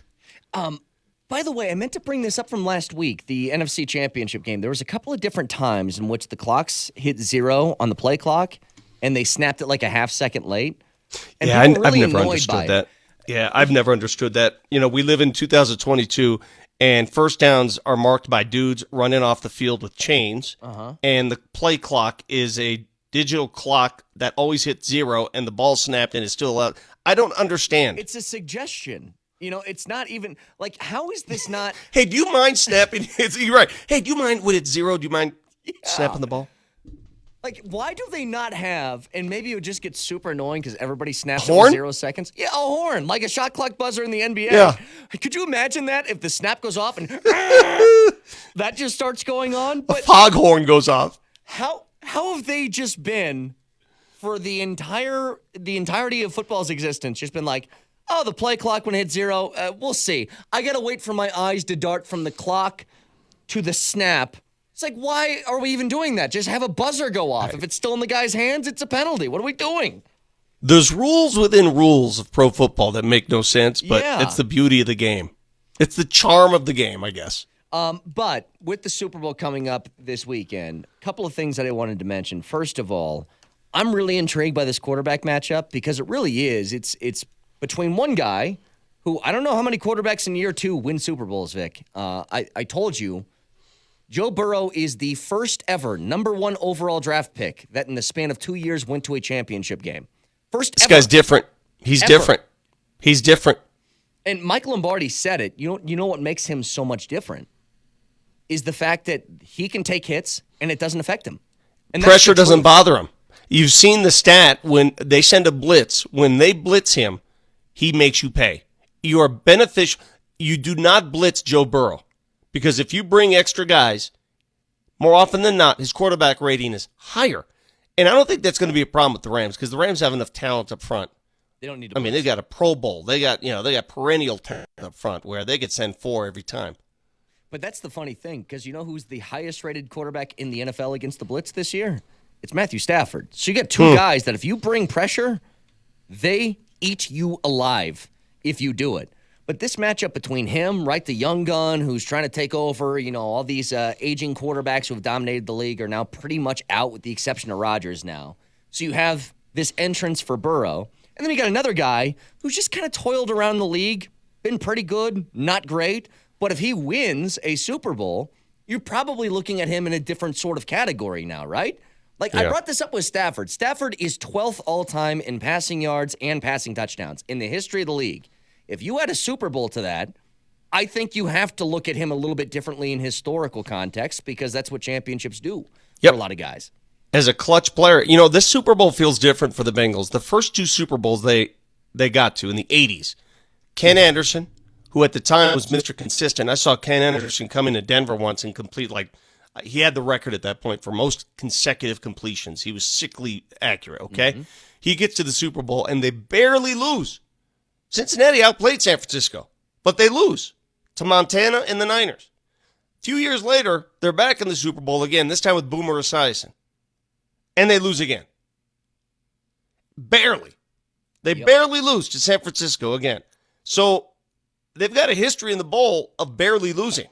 Joe Burrow is different from those quarterbacks.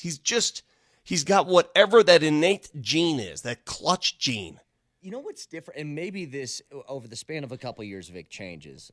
We've seen guys that are kind of arrogant. We like it to start with, but the more it goes on, the less we start to like it. But he's in that little sweet spot of, make no mistake, that guy's got an ego to him, yes? I mean, he's wearing these pink tinted sunglasses at press conferences. Deservedly. Oh, I know. Dudes like that, deservedly. I'm not ripping him for it at all. But the interesting thing to me is we're all, everybody in the country is at this point where we're loving it too. We're loving the cocky nature. I think he's playing it up too. Yes. I think he gets it. He's playing it up. He's having fun with it, right? And he had that answer of he's wearing that chain, right? At the last press conference, they said, "Is that real?" And he goes, "I make way too much money for me to be wearing fake stuff. Of course it's real." And you're like, "Oh man, that's really cocky," but I kind of like that answer. I mean, you know what I mean? I just wonder if there's going to be a couple of years span from now. In the same way that I really liked Steph Curry when he first got in the league, Vic. I liked when he hit 3 and he'd shimmy at people. And then I started to hate it. I'm like, I'm kind of done with you doing this now. Peter King interviewed Joe Burrow's dad, who's a coach himself, and his dad said he had Joe's first love with basketball. He loved basketball, just loved it. And he almost chose hoops. Mm-hmm. And his dad contends that he would be an NBA off guard today because he's such a good shooter, that he doesn't miss threes. Were you on the show that day when I brought up that Taylor Rooks tweet about Joe Burrow? And it's so great. I'll just try and do it from memory here because I can't find it. Taylor Rooks said when he first got to the draft, I don't know if it was the draft day, but it was he was entering the league as a rookie. She talked to him. And he told her with a straight face, if I played in the NBA today, I'd average 12 to 15.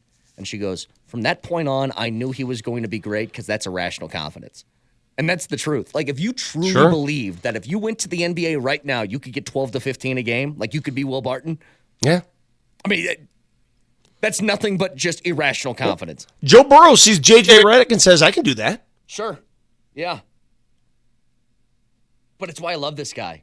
And I love him too. I love the matchup here between him and because both of them have Mike Lombardi brought this up. everybody assumes that, especially if you make it early to a Super Bowl, that it's just going to keep coming, right? Like, we're probably all under the assumption right now, this isn't Burrow's last Super Bowl, right? He's going to make it again. Well, Dan Marino did this. I was going to say that's a great idea to have, but be very careful. Everybody assumes that more Super Bowls are in front of you. Like, oh, we're just getting started. Like, think about Patrick Mahomes. He's been to 4 AFC title games, 1 Super Bowl ring to show for it. Jim Kelly in Buffalo. Well, we'll just go to another Super Bowl and win it. Well, it never came. Homie, the guy we're pining for here, Aaron Rodgers, won a Super Bowl in 2011, hasn't been back since, and I'm fairly convinced he's the most talented quarterback I've ever seen. Think about that for a second. So these aren't guaranteed. Man. It's hard. You have to get – it's so funny you bring this up. Did you watch the Tuck Rule 30 for 30 last night with Tom Brady? Did you watch that by chance? Charles Woodson and Tom Brady? It was – every time I watch one of those, I'm thinking, what am I going to learn? I know this whole story. And yet I just sat there fascinated. You learn so many different angles. It's truly remarkable how much great fortune played a role in Tom Brady becoming the great quarterback he is today. Fortune, not just skill, not just fortitude, but true, unabashed, unadulterated fortune. Do you know how many things had to happen for Tom Brady to be the starting quarterback of the Super Bowl that year, or for Tom Brady to be the starting quarterback the following year over Drew Bledsoe? Drew Bledsoe had to get hurt. The Tuck Rule game had to happen. If the Tuck Rule doesn't happen, if they call that a fumble, the following season, Drew Bledsoe's the starting quarterback of the New England Patriots, and history is rewritten. Bro, I've said this forever and had people scream at me that I'm just a hater or something like that. And I'm not. Like, I fully acknowledge Tom Brady is the greatest football player who's ever lived. Okay, you can't deny it anymore. Is it 7 Super Bowl? How many is it? You can't. I've lost track. That's how many he's won. Now, with that, Vic, think about all those Super Bowls that he's played in, and how many times the game was decided with him on the sideline. Good fortune has been a massive part of his success. For example, when the Bills went to 4 straight Super Bowls, and we all know wide right, quarterback now gets charged with the loss in the Super Bowl.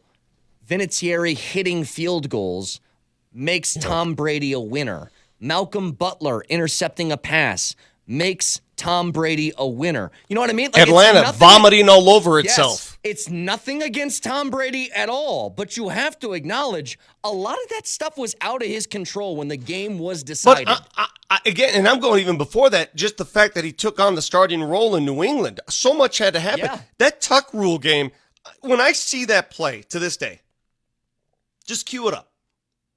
That's a fumble. That's a fumble. Yeah. That is the worst call. I mean, it might be the worst call in NFL history outside of that Saints interference. Remember the Saints one where the fans went ballistic? Mm-hmm. How is that not a fumble? He fumbled the ball. See, and that's what I think about stuff like that all of this stuff, and you're right, I mean, just from him becoming a starting quarterback, he needed 1,000 things to happen in his favor. Now, took advantage of the opportunity, as we all can acknowledge. Like, it's one thing to get the starting gig. It's another thing to work your ass off to make sure you're, like, the best quarterback in the league for the next 2 decades and not have a strawberry during that time frame just to make sure you're at the peak of your game. Sure. But pretty incredible. Yeah, and speaking of Tom Brady, did you see, by the way, Elway and Manning want to buy a team. There's already rumors right now that Tom Brady wants to go out and buy a team. It wouldn't be the Broncos. But eventually, Tom Brady wants to buy a team. And here's the difference.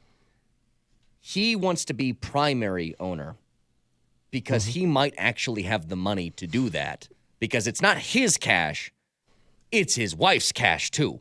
He and his wife. He's charging $50 a hat. I mean, if you're charging $50 a Brady cap, you're going to make some key-ish. Oh, one of those TB12s? Yeah. You're going to make some key-ish. He might actually do it, though. The first athlete that could actually own a team outright, like be the primary majority owner of a team. It depends, I guess, if Giselle wants to pony up all of her supermodel money and just give it to Tom to buy a team. But, bro, I was looking at Brady's face during this 30 for 30 as he's talking to Charles Woodson. And if you just showed me the man's face, he can't be 44 years old, soon to be 45. That can't be. That can't be. That's not That's not human. That can't be. Okay, can I say something here that I think you're going to That's not a human man. There's no way that human is 44 years of age. I agree with you. But can I say something that you're going to yell at me for? That's a fumble. We're watching the tuck. That's rule. a fumble. Of course it's a fumble. I have no interest in looking like that at 45 years old because the amount of work and discipline that it takes to look like that, no thank you. Mm-hmm. Like, no drinking, no strawberries. I can't have a pizza on a Saturday. No coffee. No coffee. Would you rather look like Tom Brady but live that life or look like a regular 50-year-old man and have a normal life? I'd take the normal. Well, a lot of it's genetics. All right, so half of it, more than half, 70% is genetics, and the rest is hard work. I've seen his dad. His dad doesn't look like him. I mean, look at Marty. You got to do a lot of work to look like that. Well, yeah, I got to run 26 miles every 2 days. I don't want to do that either. I mean, to look all peaked and emaciated and I eat a lot strawberries. of work. Strawberries and muffins, is that the secret? I got banana bread right here. Do you? Take a bite of that. Take a bite of that for us. Let me see your diet in action. Yeah, get yourself some. Well, I'm going on the road tomorrow, as you guys well know. We're going to the Super Bowl all week, and diets are ruined when you go on road trips. I have no idea what to expect to eat, and already Ryan Harris, who's going with us, he's really detailed about. He's organized. Hey, we're doing this tomorrow, this and that. And I'm like, yeah, whatever you want to do, whatever. Mm-hmm. My schedule book is wide open. For me, covering the Super Bowl is about let's see what happens. It's never organized. It's never scheduled. You never know what's going to happen. It's always just spur of the moment stuff. Super Bowl week is a blur. It's crazy. And if you want me to be really honest, it's fun to cover, Radio Row and blah. It's all about the parties. Yeah, the and hangouts. The stories behind the scenes. Going to the Maxim party, from what I understand, got a hook up there. Ooh. Ryan's got a hook up Thursday night at a major party that Ryan's coming through for us on. Got a hook up there. Got to take care of Wednesday night now. It's not about the game. Like everybody says, I'm going to the Super Bowl. I'm not going to the game. Dude, you and me are so on the same page on this, though. If I'm going on like a vacation, you're just going with a couple bros, whatever. And I want no schedule. If there's one guy who says, "All right, dude, let's golf Thursday, and then Friday we can do this, and then Saturday," I'm like, "Shut up.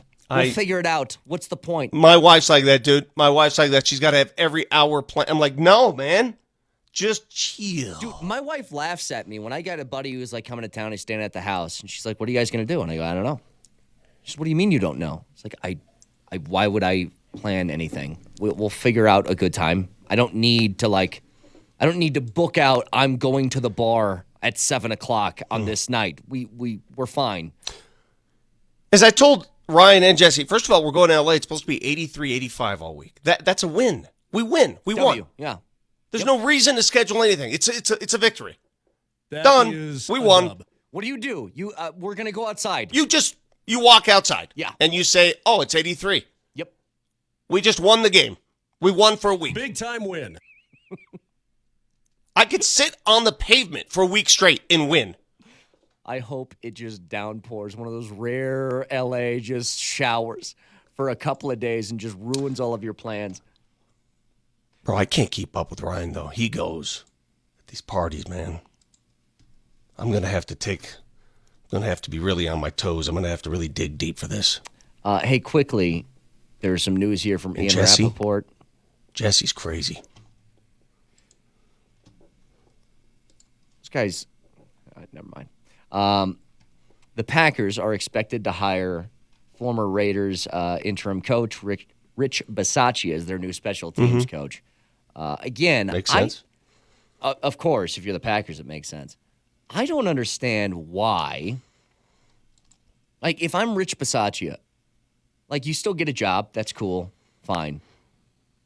You had to be thinking, though, you had a pretty good shot at being a head coach this following year, didn't you? Again, if you go back and think about what he had to deal with last year for the Raiders and to get them into the playoffs, it's pretty remarkable. I don't know how many guys could have done that in his position. You're just named the interim coach after the Gruden stuff comes out. Henry Ruggs goes to prison. You had to cut your other first-round pick from the year before that for a video he made on Instagram. And yet you held it together enough to make the postseason and damn near win in that wild card round, too.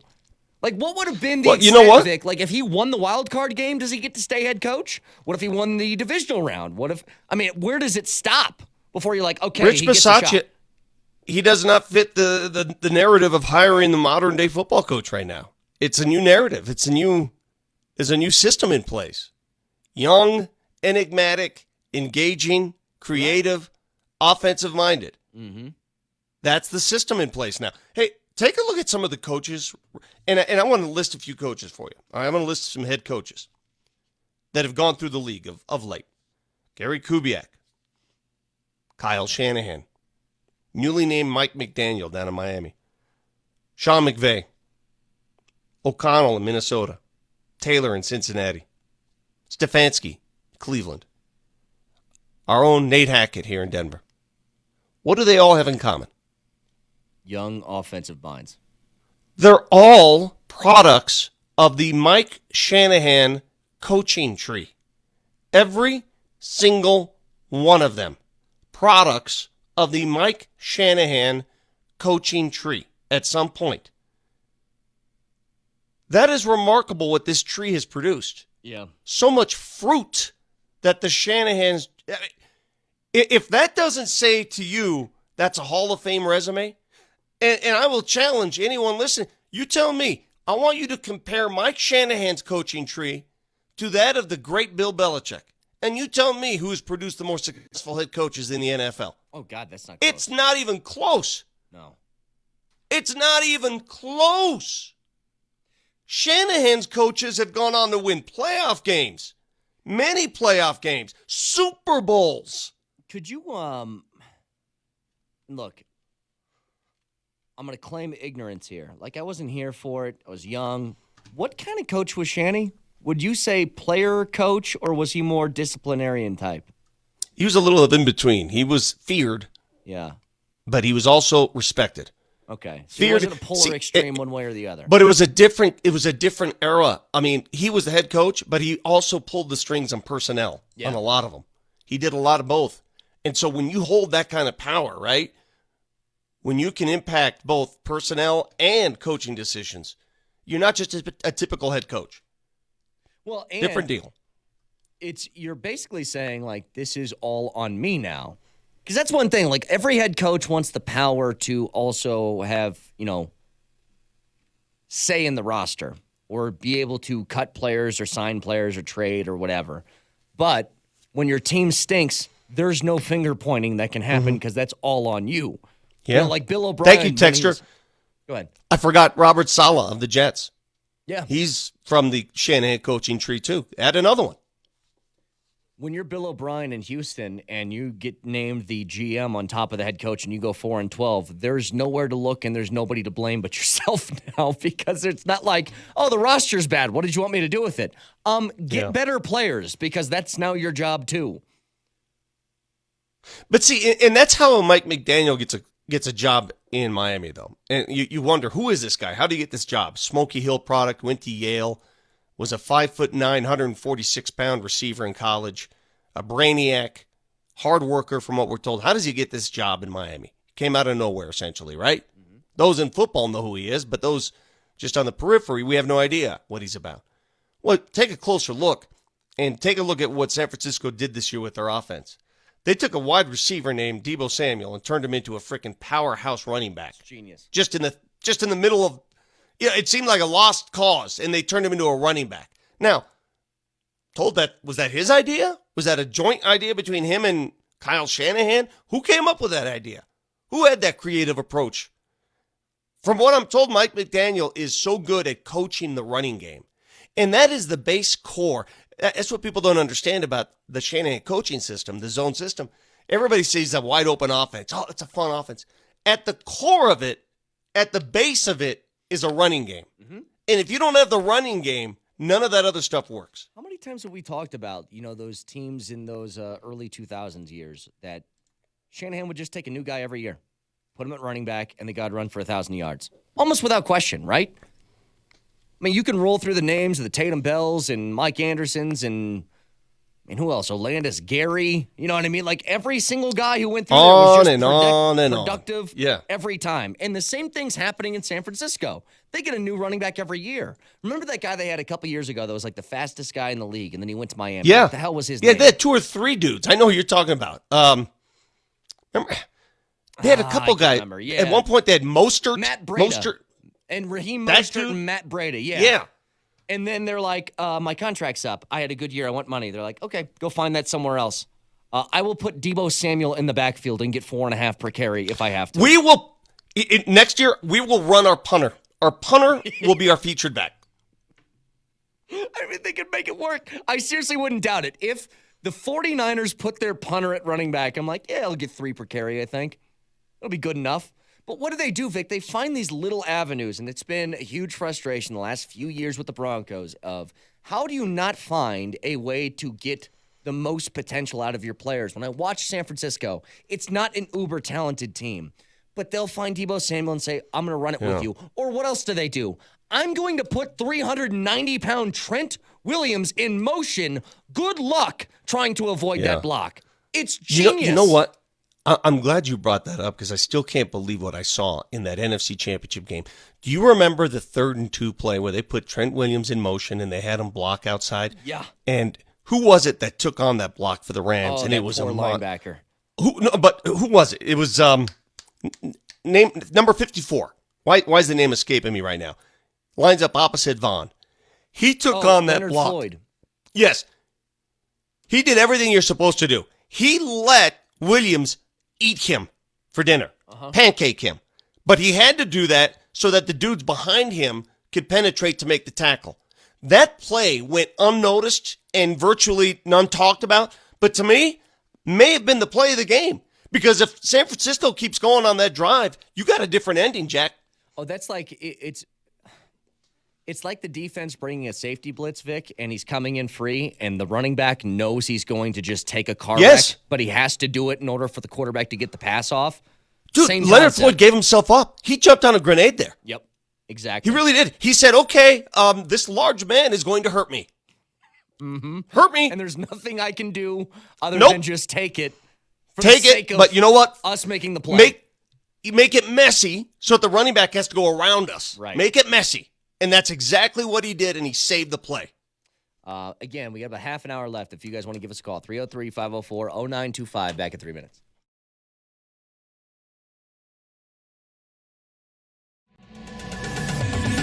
Locked eyes with you, like a track to be. Wasn't looking for love, now you're all I see. Let's not waste time, why don't you come on over? Oh yeah, body wants to move, need to feel that beat. Cut through the room, now you're next to me. I won't be shy if you wanna get closer. You got me in your orbit, girl.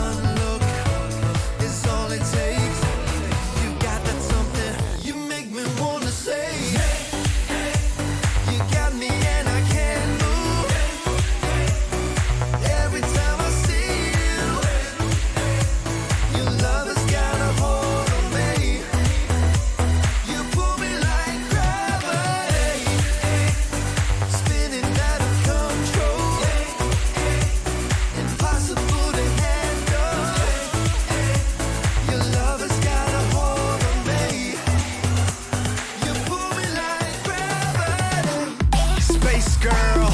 You don't know what you got. Show ground control, how you shake that astronaut. We shine bright together, the perfect constellation. You and me under the moon and the stars. What a perfect combination. You got me and I can't move. Every time I see you, your love has got a hold on me. You pull me like gravity, spinning out of control. Impossible to handle. Your love has got a hold on me. You pull me like gravity. You got me and I can't move. Every time I see you, your love has got a hold on me. You pull me like gravity.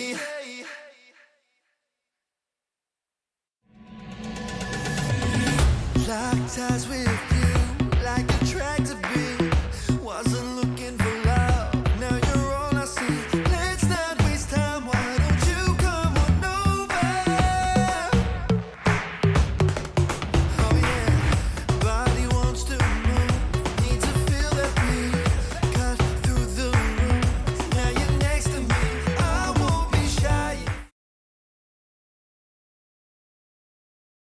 Vic, the 10-day contract for Boogie Cousins is signed. So I think you're onto something, by the way. The reason why you don't sign him up for the rest of the year is the trade deadline's in about a week. And so, or no, it's what, Thursday? It's Thursday. Yeah, it's this Thursday. So you never know what can happen. Anything can happen in the NBA. I mean, what if another player becomes available that the Nuggets said, oh. Yeah. And so why get locked into Boogie Cousins for the year when you just have 4 more days to really ride through and see if something happens? And if it doesn't, then I'd be totally on board with signing him for the rest of the season. But there's no use in doing that if you're still kind of waiting for another shoe to drop here in the next few days. The Nuggets win yesterday. By the way, big fan of 1:30 games on Sunday. Can we have that happen all the time? God. Especially now with football So done. high. With football done, give me every game at 1 o'clock on Sunday. I'm with you. Had the rest of the day to watch your series at night. Billions. I haven't. You Billions guy? I haven't watched it. People said to. It's supposed to be good. I need to watch it though. But Jokic, 7th triple-double in the last 12 games that he's played. This guy's, I know that we run out of superlatives for him, but he's such a freak, Vic. Literally, we're watching something that the sport's never seen before. We've never seen somebody like this, ever. Well, let me give you this. The Athletic provided this stat, and again, the numbers numb you, right? For me, I see all these numbers come at me, contract numbers, and they're numbing to me. I can't even absorb them. But when you hear this about Nikola Jokic, who played in his 500th career game yesterday, career game number 500, he's the first player in the history of the NBA, all right? No one's ever done this before, to record over 9,000 points, 5,000 rebounds, 3,000 assists in their first 500 games. Not the first So center, again, the first player. The first player. No player. Not LeBron, not Jordan, not Wilt, not Oscar. No one, not Rich Kelly, no one in the history of the NBA has recorded that volume in his first 500 games.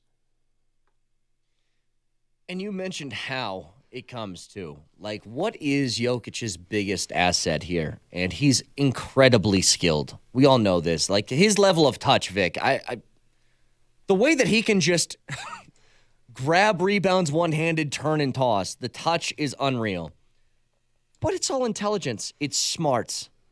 He knows exactly what to do at any given time. Again, Vic, he starts the game a little slow, scoring-wise, right? Wasn't taking a whole bunch of shots. Second quarter, he's just like, all right, I'm going to hit my gear, and we're going to go. And he put, 14 in the second quarter or something like that? He went into takeover mode, and he has to. And even Michael Malone said it after the loss against who'd they lose to? New Orleans the other night. He said, he's got to shoot more. Yep. Even if he's double, triple team. Just shoot. Especially now. Yeah. And he did. Yeah, he did, and it worked, as it usually does. if you guys missed this, can we play back Jokic on Boogie Cousins after the game? Because remember, him and Boogie didn't have a good relationship. Jokic doesn't say ever that he dislikes people in the league. And he kind of admitted that he had a rivalry with Boogie, and he thought he was a bad guy. Listen. I love him. He's a great man. Before him, like I always, we were kind of rivals, and I always thought that he's not a good, like he's a bad person, but he's actually a really good guy, fun to be around, great personality.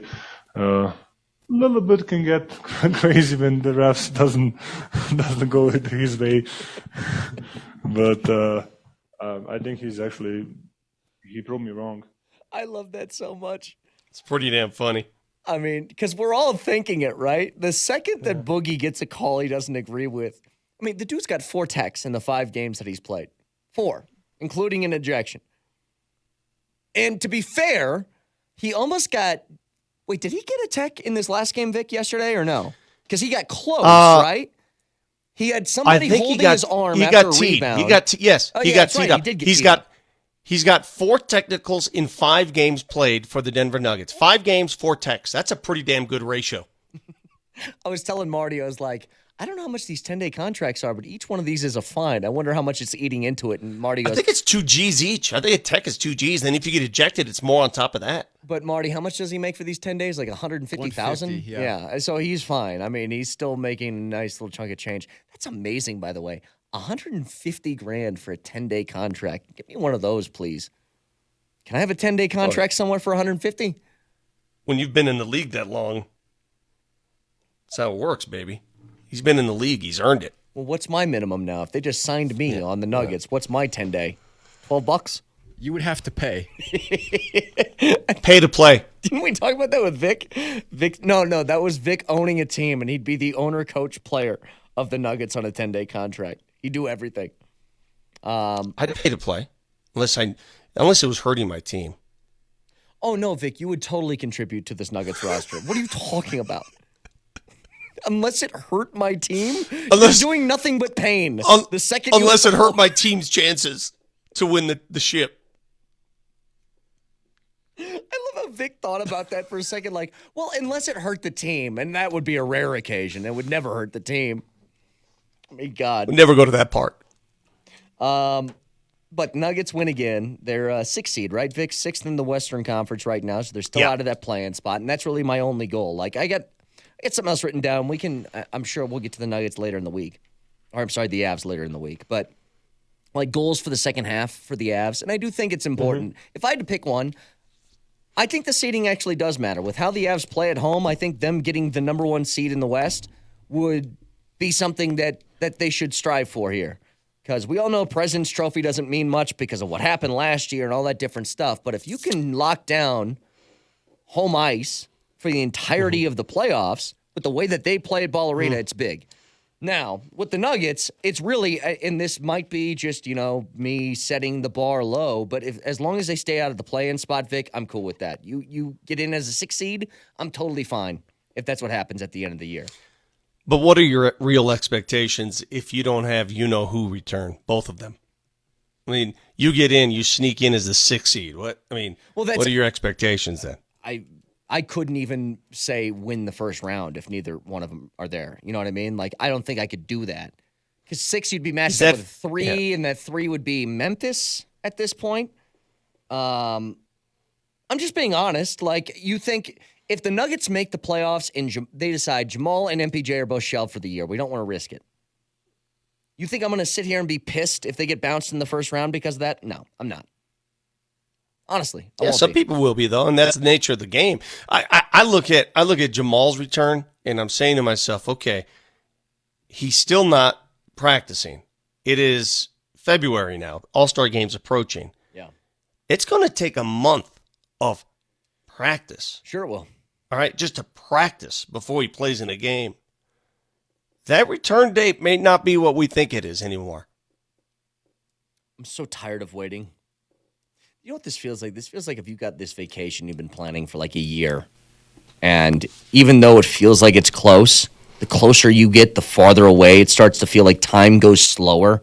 That's where I'm at with the Nuggets and Jamal right now. I keep hearing, oh, we're getting closer and closer. And I'm like, it feels like I'm the same distance away. I keep seeing him in jumpsuits on the bench, and I hate it. I want it to stop. But if you're the person who thinks all of a sudden the Nuggets are going to come out and announce, Jamal's playing next game, that's not happening. It is going to be Jamal is now listed as questionable on the injury list, right, and he starts practicing. Yep. It's going to go in stages. One other thing here, I watched a little bit of the NHL All-Star Weekend. Kadri got himself a couple of goals in the games that they played. Skills competitions were all right. They're pretty cool. I watched the 21 thing. I thought that was what I wished is that people didn't know what cards you had. I mean, these guys are so good. They can kind of pick out whatever they wanted on that board. Like, they all got to 21 after that first round. I almost would have liked if, like, Kadri out of those guys was the dealer, and you had to beat him. You know what I mean? It was like a real game of chance. Yeah. I didn't like how we all knew what cards they were, but I thought that was neat. Raj, can you grab a microphone for me real quick? Because I got a question for you. When I'm watching that Zegras guy put on the dodgeball outfit, blindfold himself, and score the way that he did. What is it with this freak and his ability to score goals this way? What is that? He's been doing this since he was like 14 years old.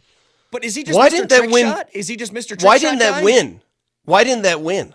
Because the game was in Vegas and Pietrangelo went out with a bunch of like neon and drummers and all that crap. So what? He obviously he didn't do default wins. I could do what he did. Nobody can do what Zegras did. I mean, what he did is unbelievable. Like, blindfolded himself and knew exactly where he was the entire. I'm blown away that this guy continues to do stuff like that. And it's like an and one mixtape for the NHL. Do they have one of those? Is there a hot sauce in the NHL? Yeah, because it professor. should be him. You know what, though? You know what? Alex is going to tell us what we already know. Alex, be honest. Zegras is all flair. There's a large faction of NHL types, coaches, even players, who don't like that. Well, Tortorella hates it. So he was the guy They who don't like coached it. the Lightning and the Rangers for years, and he goes on ESPN and TNT and just trashes guys like Zegras. They don't like it. They don't like that flair. I think I could walk up to Torts with $5 million in my hand and hand it to him, and he'd say something mean back. I don't think that guy likes anything. Mm-hmm. There's nothing like Tortorella's never been like, oh, sure, this is fun. I'm having a good time. But there's a lot of old school players, too, who may not, I'm telling you, they're not going to say it, but deep down, they don't like it. Well, the future is now, old man. Yeah, I mean, this is fun. I'm not saying I don't. I love it. I think it's great. Yeah, okay, Boomer. Here we go. Like, it's so easy to piss Vic off. It doesn't even need context. If I just say that, Vic could say, I like tortellini. I'll be like, all right, Boomer, cool. One thing I noticed about Moser's party the other night, all of you young millennials, all of you young bucks, you guys just hung out by yourself in the corner like a bunch of freaks at a library, while the rest of us moseyed around the place and talked to everyone. I shared my time evenly with everyone, just shared my time. You guys just hung out by yourselves. Did you ever consider that maybe nobody wanted to share their time with you and you forced that upon them? Yeah, but why do you guys not, why do you huddle up in your little turf area there and not go visit with people? Like, there are people there of different cultures, different age groups. No, you guys stood in your little circle there. I talked to Keith Moser for like 30 minutes straight. I talked to Keith. I talked to Karen's mom, who is a very, very sweet woman. She listens. Her. Yeah, she does. And watches. She was psyched to meet Marty. Oh, my God. She made a beeline for Marty. She's like, you're... then when Moser's dad, Keith, walked up, he goes, hey, producer guy. Doesn't know Marty's name at all. By the way... You're that guy, huh? Okay. Something that we didn't talk about that needs to be discussed. It'll take 2 seconds, but you guys need to hear what Moser did yesterday because we were all confused. Moser grabbed the microphone and something happened. I'll explain next.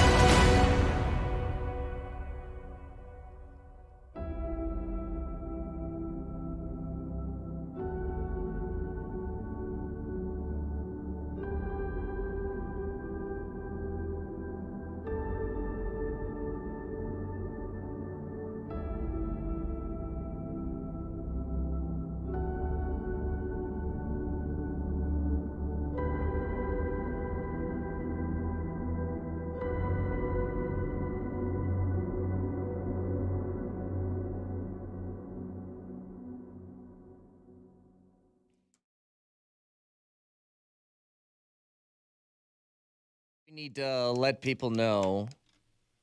Saturday, Moj had his big little reception. Congrats to him and the Bear. Very, very cool night. We all had a great time. They had this band there. It was a country band, and it's not like Luke Combs country. It wasn't Eric Church country. What would you describe it as, Vic? Like, not like Conway Twitty, not that far back, but somewhere in between, right? Like older sort of country music. It's the Railbenders. Everybody knows the Railbenders here in town. Okay, so the Railbenders, and it was great. They were fantastic. But Moj, when he grabbed the microphone, when the party was first kind of starting, he was introducing the band. And so Moj is saying, thank you, everybody coming out, that sort of thing. Did you notice that he went Brian Kelly on us? Moj grabs the mic, and out of nowhere, he starts saying, I want to thank everybody for coming out. And you're like, why is he speaking in a Southern accent? Nobody recorded this, right? I Nobody wish recorded they did. this? Well, this is a great way to get started. And I haven't even won all my games yet. I'm not kidding, guys. I was sounded blown like away. Brian Kelly. We're all looking at each other saying, what's happening here? Because it was first a of all, different voice. First of all, he was dressed to the part. He was wearing his country music flannel. Yep. He looked like a country music Nashville kind of guy. He goes up on the stage. Moser grabs the mic, and I swear to God, I'm just paraphrasing what he said. I just want to thank you all for coming on out. Yes. No, it's Me real. and Karen want to thank you all for coming from all over the globe for this. We here to celebrate a bountiful evening. Now, to be fair, Vic's laying it on a little bit thick, but it wasn't far off from that. I swear to you, it wasn't. And I'm trying to figure out, is it just because he's introducing a country band? Is that why? Because you guys all saw it. Marty, you were there. Are we telling the truth or no? You're exaggerating, but only a little. Raj, grab the microphone. My wife. Raj, you were there. Raj, yes or no? Of course, yes. My wife says to me, I didn't know Moj was from Arkansas. He threw a y'all in there, and I've never heard him say y'all before. It was super bizarre. Also, it went on kind of a long time. It did. Well, we had to stop the mic. We had to cut the mic.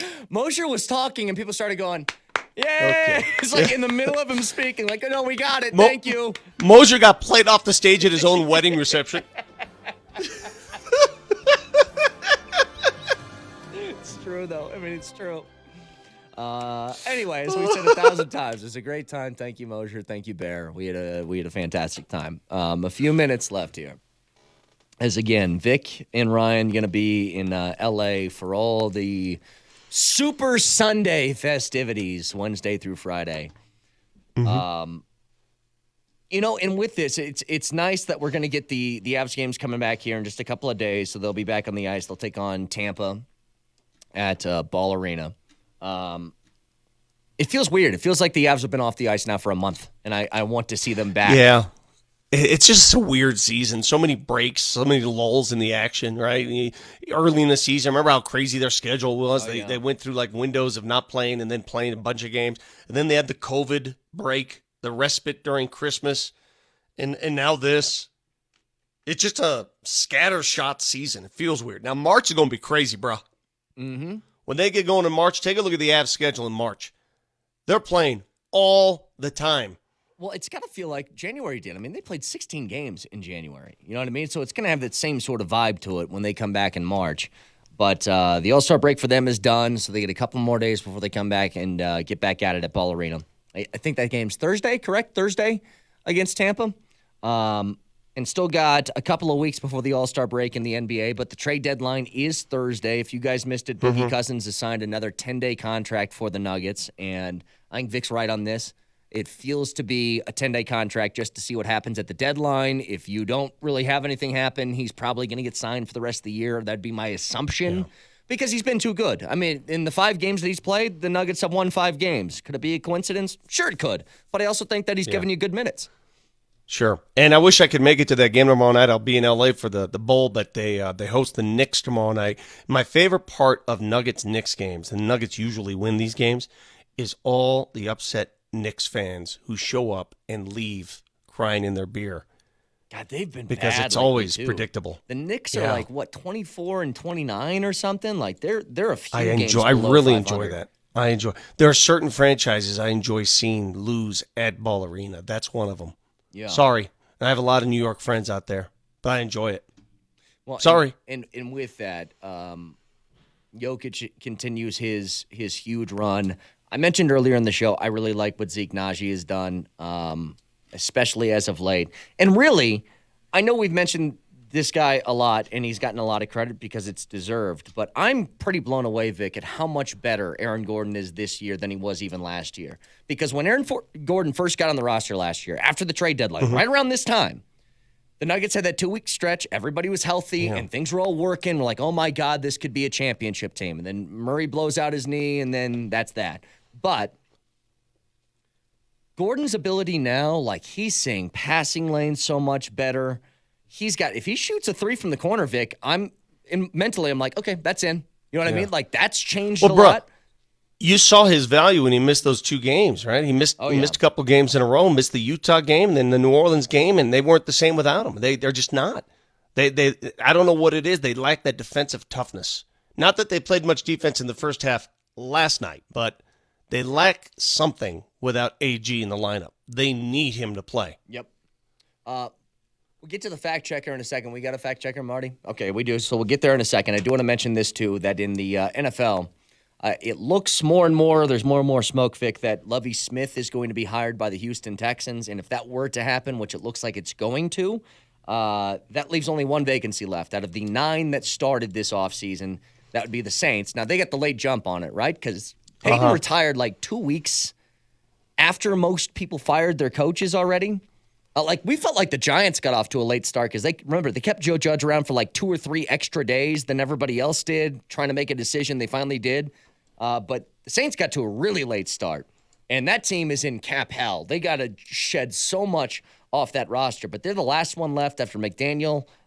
Mike McDaniels goes to Miami, and it looks like Lovie Smith is going to go to Houston. Again, that's not official, but it looks like that's going to happen. And I don't really know what the Saints look for now because that one's got to suck. I just love his name. I love the fact that we have a coach in the ranks whose name is Lovey. I mean, it's just, again. Is that the given name of him, or is it Quintoris Lopez something? Smith No, it Jr.? cannot be his given name. There are 2 Loveys in my world when I think of Lovey. Number 1, Lovey Smith. Number 2, anybody of my generation knows exactly who I'm referring to. Who is the other Lovey? Let's open it up. Do we have time? Can somebody text? Who is the other Lovey that I'm referring to? Text quickly. When I think Lovey. Come on, somebody give me you know exactly who I'm referring to. See, you guys have no clue, do you? I got nothing for you. Nope. Did he star in a black and white film? It was not black and white, but it's something I watched every single day. Lovey. Baywatch? Not Baywatch. Close. Not Baywatch. Come on, is anybody going to answer this? Let's see. Let me go to the Twitch feed. Anybody? Yep. The Twitch feed had it right away. Cuban Benny had it right away. Lovey is Thurston Howell III's wife in Gilligan's Island. Okay. Yeah, Brett and I do not watch cartoons, so. There's a generation of us out there. There's a generation of us. When you say Lovey, that's who we refer to. By the way, I'm looking at his Wikipedia. It looks like this is his birth name. Lovey is the No birth way. name. No Dude, way. When I look up Julio Jones' name, I get Quintoris 5 other names before they get to Julio Jones. They say it. All I see is Lovey here. Marty, you got a fact checker for us? Marty monitors the mistakes in today's Fact Checker. Today's Fact Checker. Presented by Colorado Siding Repair. You know how they say there are no dumb questions, there are no stupid questions. Vic put that to the test today. Listen to this. Quick question. Is it just me, or do you find yourself drinking more when there's an open bar? That was a dumb question. That was a bad question. What are you talking about? That was. Yep, that was an ill-advised question to ask, especially you guys, who took full advantage of that open bar. Uh-huh. I told you. I walked over there with drinks still half full, being like, another, please. Another. That wasn't cool. See, Moser's a much DJ nicer Khaled. guy. See, Another one. Moser's nicer than I am. If that were my open bar, I would have monitored all of you. Would you? All of you. I would have been there just eagle-eyeing you. All right. Love you, everybody. Have a great day. We'll talk to you tomorrow. Bye-bye. Harris Hastings and Dover next.